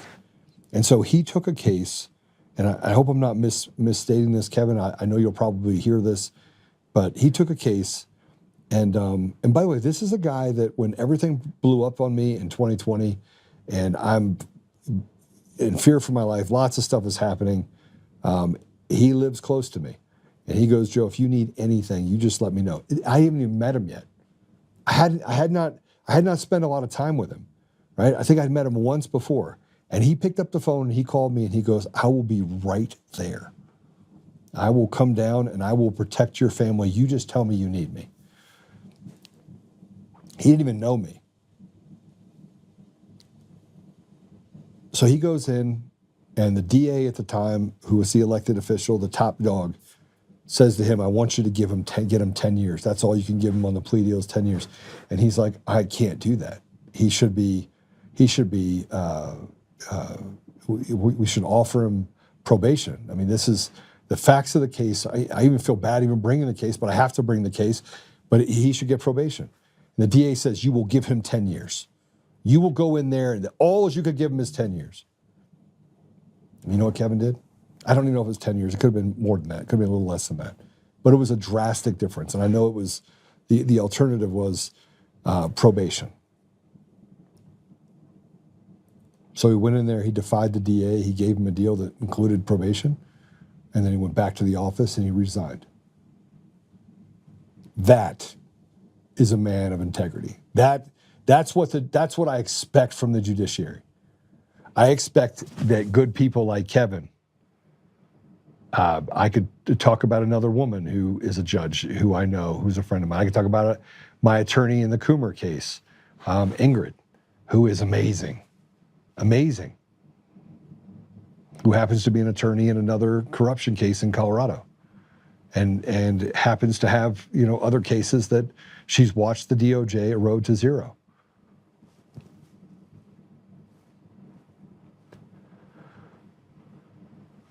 We need more Kevins. And instead, we're left with people like, I thought he was my friend. I thought George Brockler was a good man. In 2018, I had him on, did a huge thing on him. I pushed out information on him to get him to be the Attorney General of Colorado. And then he writes an entire commentary on why Tina Peters should be in jail. And I find myself disgusted by him. Completely disgusted. A two-headed snake that's willing to sell out individual people in our community. Make examples of good people, hurt good people, and let bad people go. We need more Kevins. We need lots more Kevins. Every single time I talk to an attorney friend of mine, whether I'm golfing or anywhere else, they say the same thing. Joe, I don't even recognize the judiciary anymore. It's so lawless and rotted that you have no idea what the outcome is. You have a case that's absolutely perfectly laid out, and that judge will rule against you because somewhere along the line they did some social score deal, or they don't even know. They have no idea how judges come up with some of the crazy things that they do, and that they stand and impede the ability for justice to be served. And Colorado is among the worst. I don't care about Polis or Jenna Griswold. I don't care if you're gay, straight, green, yellow, purple, Muslim, Christian, I don't care. I don't care if you're an atheist. I think if you fundamentally do things to harm other people because you have an ideology, I think you're just an evil piece of trash. And I really don't have any time for you. This whole thing with these, I think the judges are going to rule in favor of Tina Peters. I do. I think it's going to take them a little bit, but I think that at a minimum, they will remand it back for resentencing. At a maximum, they will throw out a couple of the cases, a couple of the charges. They will have to examine the consecutive versus concurrent. They'll have to. And they'll have to examine the words of the judge. But that still doesn't solve the problem we have in our judiciary. It doesn't solve the problem with rotted out election systems. Like, I'm running for governor and I hate the idea of running for governor. And as I sat and talked to people today, as I sat and talked to my hairdresser today, I just asked a question, a simple question. Why can't the ridiculous be set aside? Why can't we get to a society that has rails on it that allows for us to operate ethically and morally? And if you choose, I talked to Coy Griffin today, Cowboys for Trump, and he's totally disenfranchised. And he's like, Joe, I can't believe this. I can't believe that we're at this place. We're a year in and we haven't got rid of machines and mail-in ballots. We haven't done enough. And this gets down to a failure of the DOJ to protect itself. The organism itself is a cancer that has infected every other part of our government, and that organism has no accountability. Judges have no accountability. And as we see this kind of play out, and the American people say, we elected President Trump to get a job done. But then the media operates as another organism that does damage to the people inside the communities that elected President Trump to do what he needs to do. But then the judiciary comes in and says, no, we're going to stop you over 130 times. We're going to stop you from actually having tariffs and eliminating people that are here illegally that committed crimes. And again, we don't set aside the ridiculous. We allow judges to create ideological albatrosses in our community that we have to live with. And they basically try to run the clock. And so why in the world can't we get rid of machines? Why can't we get rid of mail-in ballots? Why can't we have an ID? You have to have an ID. Well, the argument of the radical left is that that's racist. But there's nothing that supports it. They just create some sort of white paper and say, well, see, there's this person that lives in a village in the middle of eastern Colorado, and that person can't vote because it doesn't have an ID.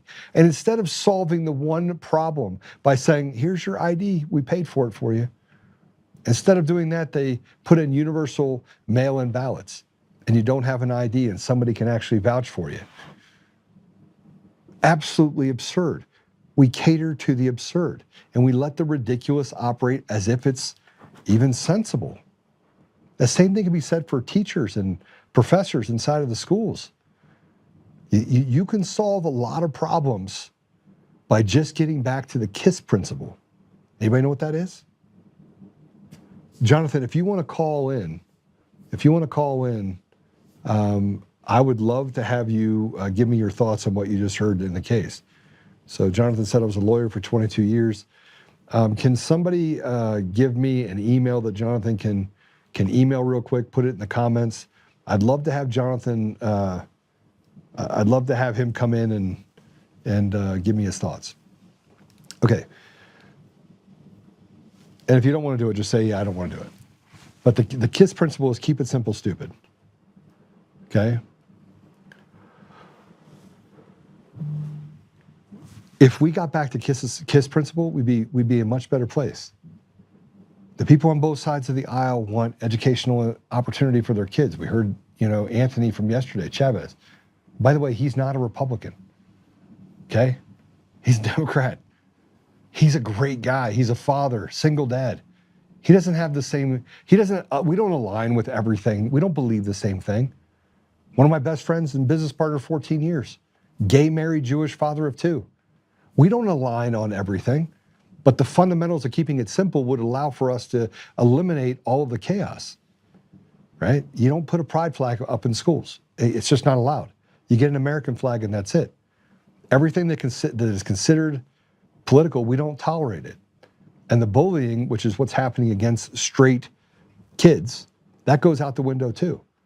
And if a teacher talks about gendering people and doing all that stuff, that teacher is fired. You wake up and you walk into the classroom, you sit down, and at 7 o'clock in the morning when you start class, or at 8:10 or whatever it is, you stand up and you go, I pledge allegiance to the flag of the United States of America and to the republic for which it stands, one nation, under God, indivisible, with liberty and justice for all. And you do that every single day of school. And then you go teach them math, you teach them science, you teach them English. I'm talking about in the comments, if you can, yeah, there you go, Patrick got it. That's how you do it. See how easy that was? And that's just one problem. Let's look at the other problems. We have tollways.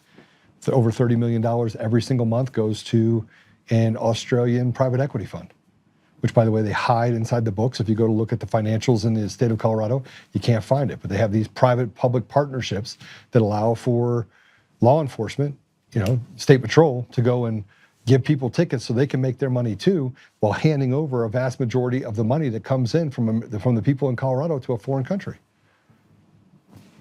That's the reality. So you eliminate it. You basically come in and say, yeah, we're getting rid of that contract, or we're going to sue you. All right, well, sue us.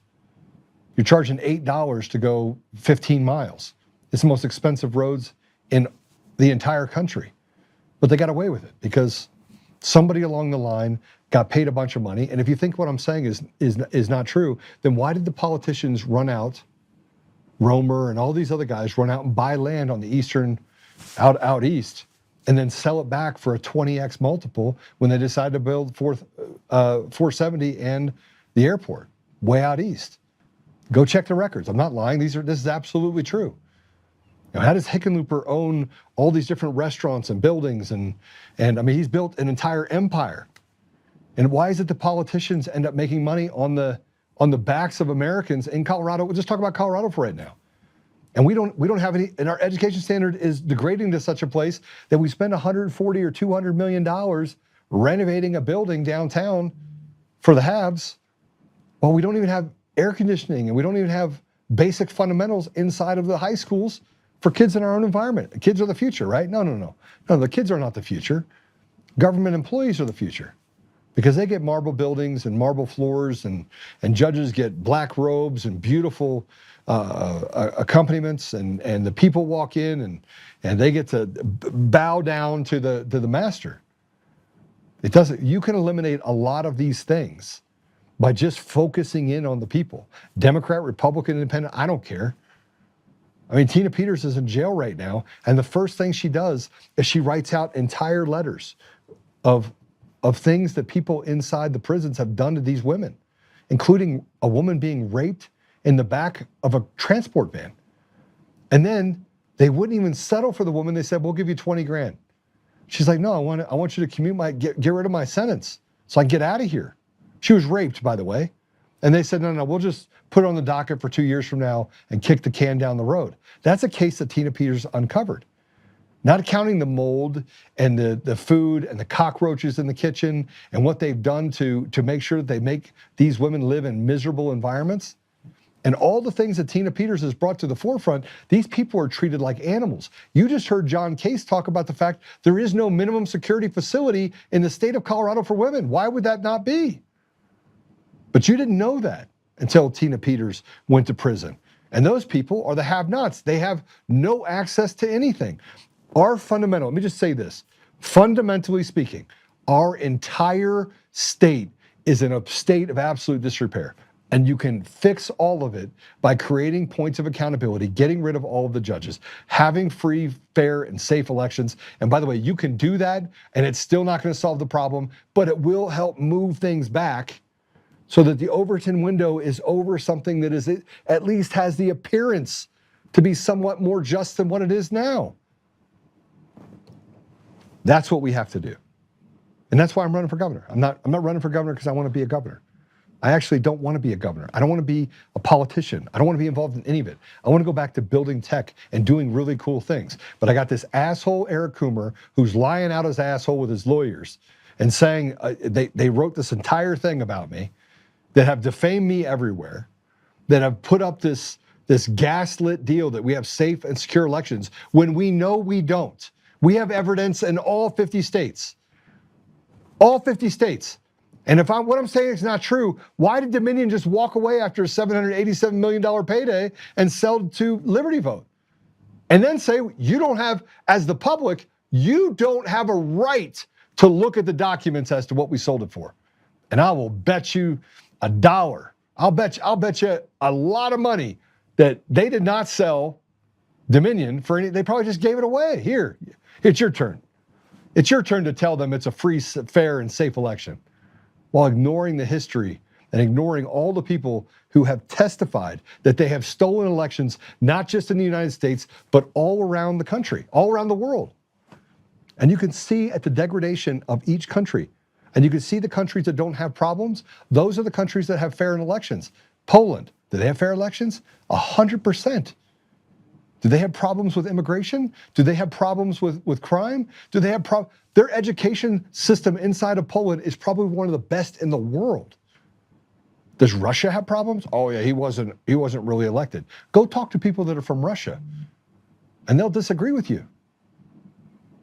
So we want to talk badly about the countries that don't have election problems, and every other country out there that has election problems, they're the poster child for how people should be treated. You believe that?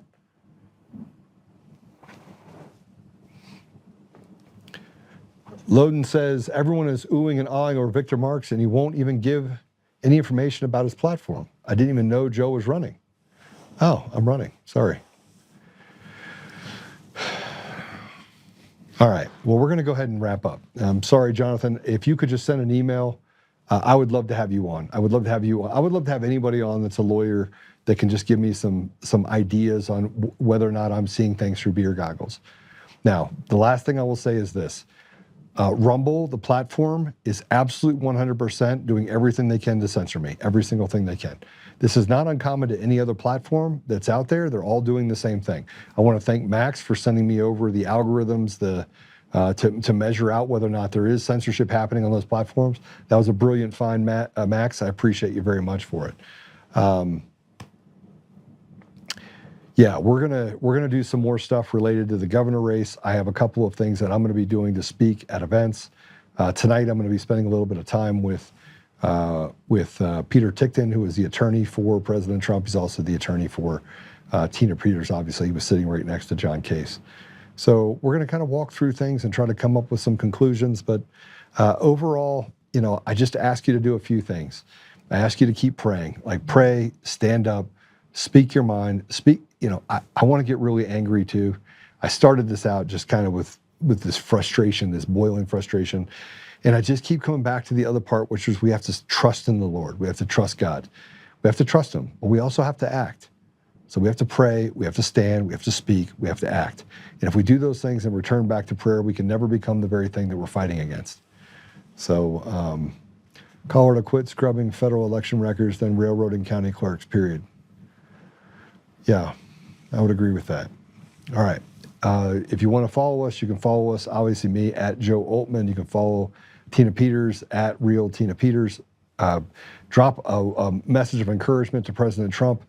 You can do that at Real Donald Trump on X. You can go to and set up an account on Truth Social and give President Trump some encouragement. And also say, listen, the time is now.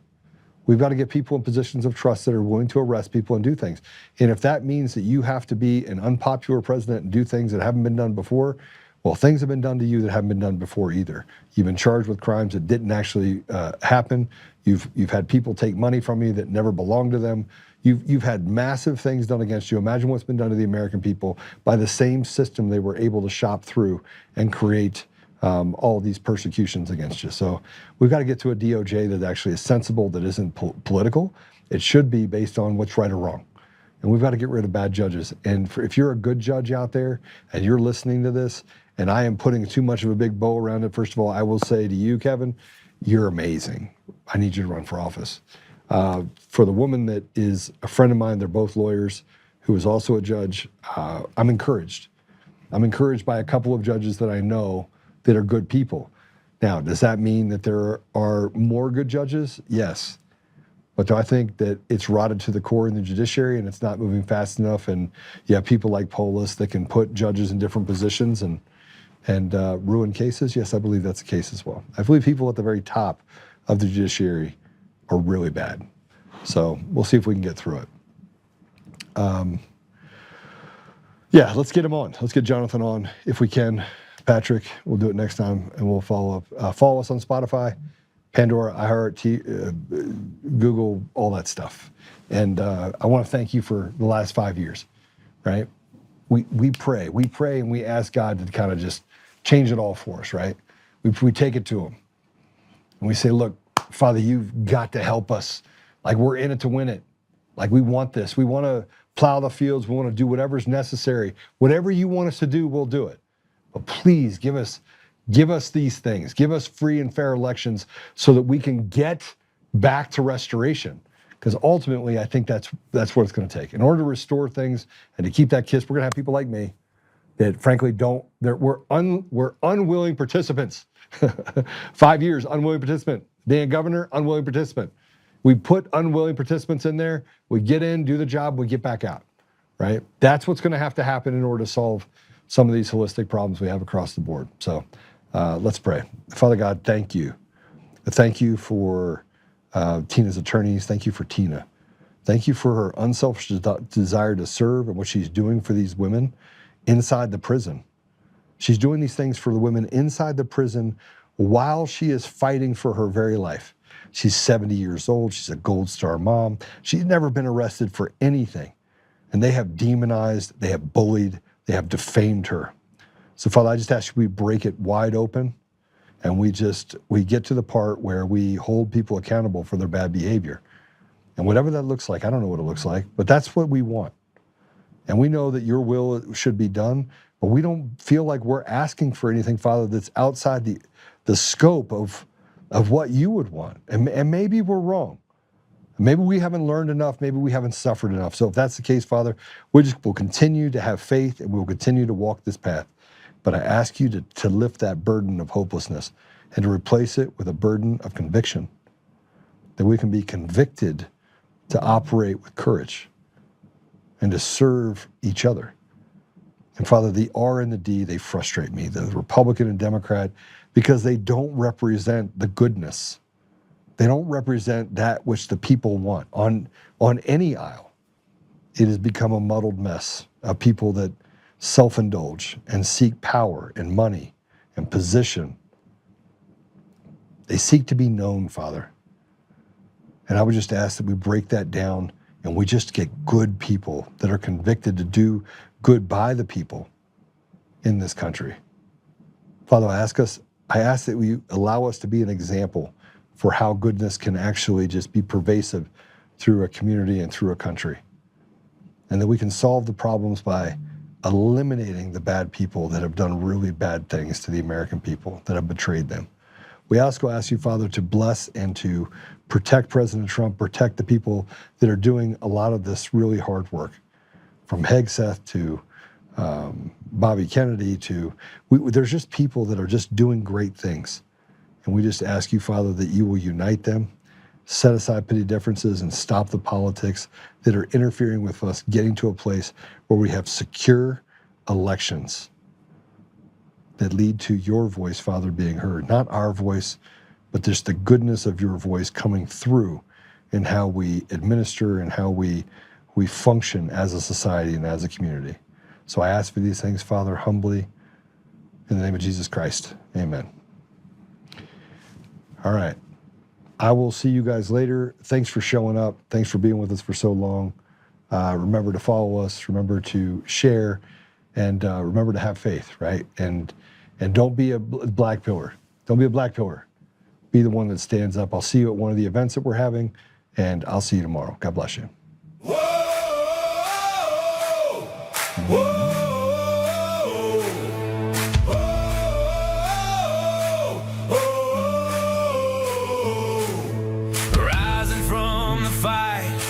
for the forgotten and the free, exposing rigged machines, Kuma's lies, Dominion's deceit, pays a grand each day, shielding truth from corrupt halls, but he won't back down, standing tall through it all. Tina Peters break the chains that bind her tight. Hand count votes and one day bring the fraud to light. No more mailing scams, no machines to steal the night. Restore the people's voice, make Colorado right. Governor Roman, lead us bold and true. Badass for the have-nots, fighting through and through. Abolish property tax, cut the tolls away. Shrink the bloated state, let the people have their say. Roman, it's our rally call. Truth and freedom rise and watch the tide. Untamed Colorado, strong and proud, we'll be one man for the people, set our great state free. Help the single moms, bring back trade school strong. Opportunity for youth, where the brave belong. Audit every NGO, ban the wolves that roam, reclaim our stolen land.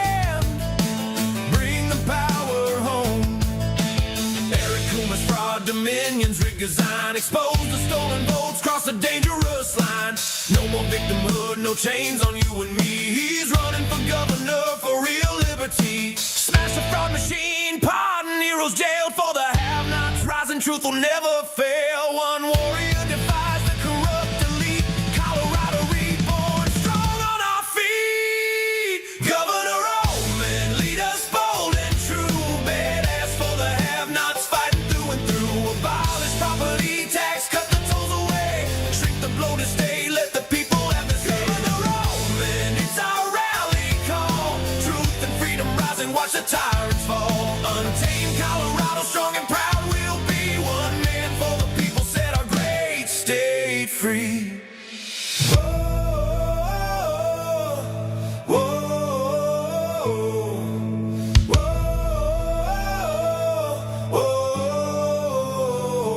Governor Roman, lead us bold and true. Governor Roman, freedom forever, Colorado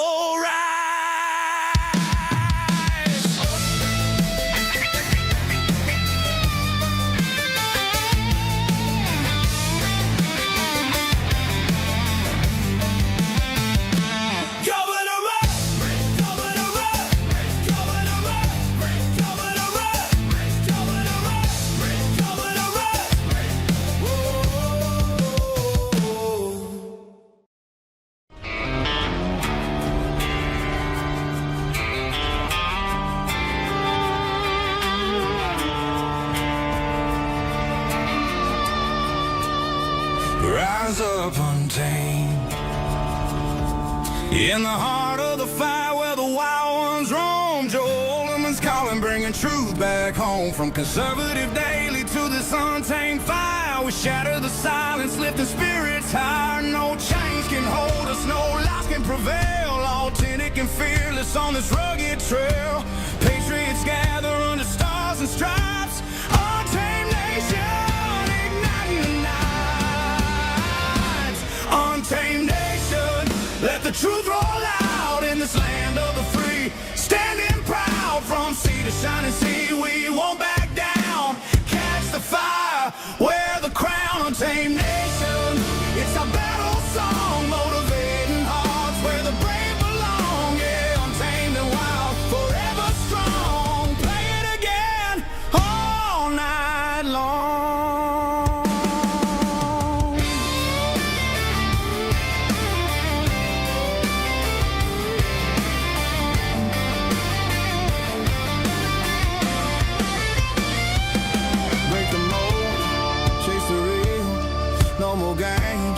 Time to heal. Joe's voice leads the untamed crew.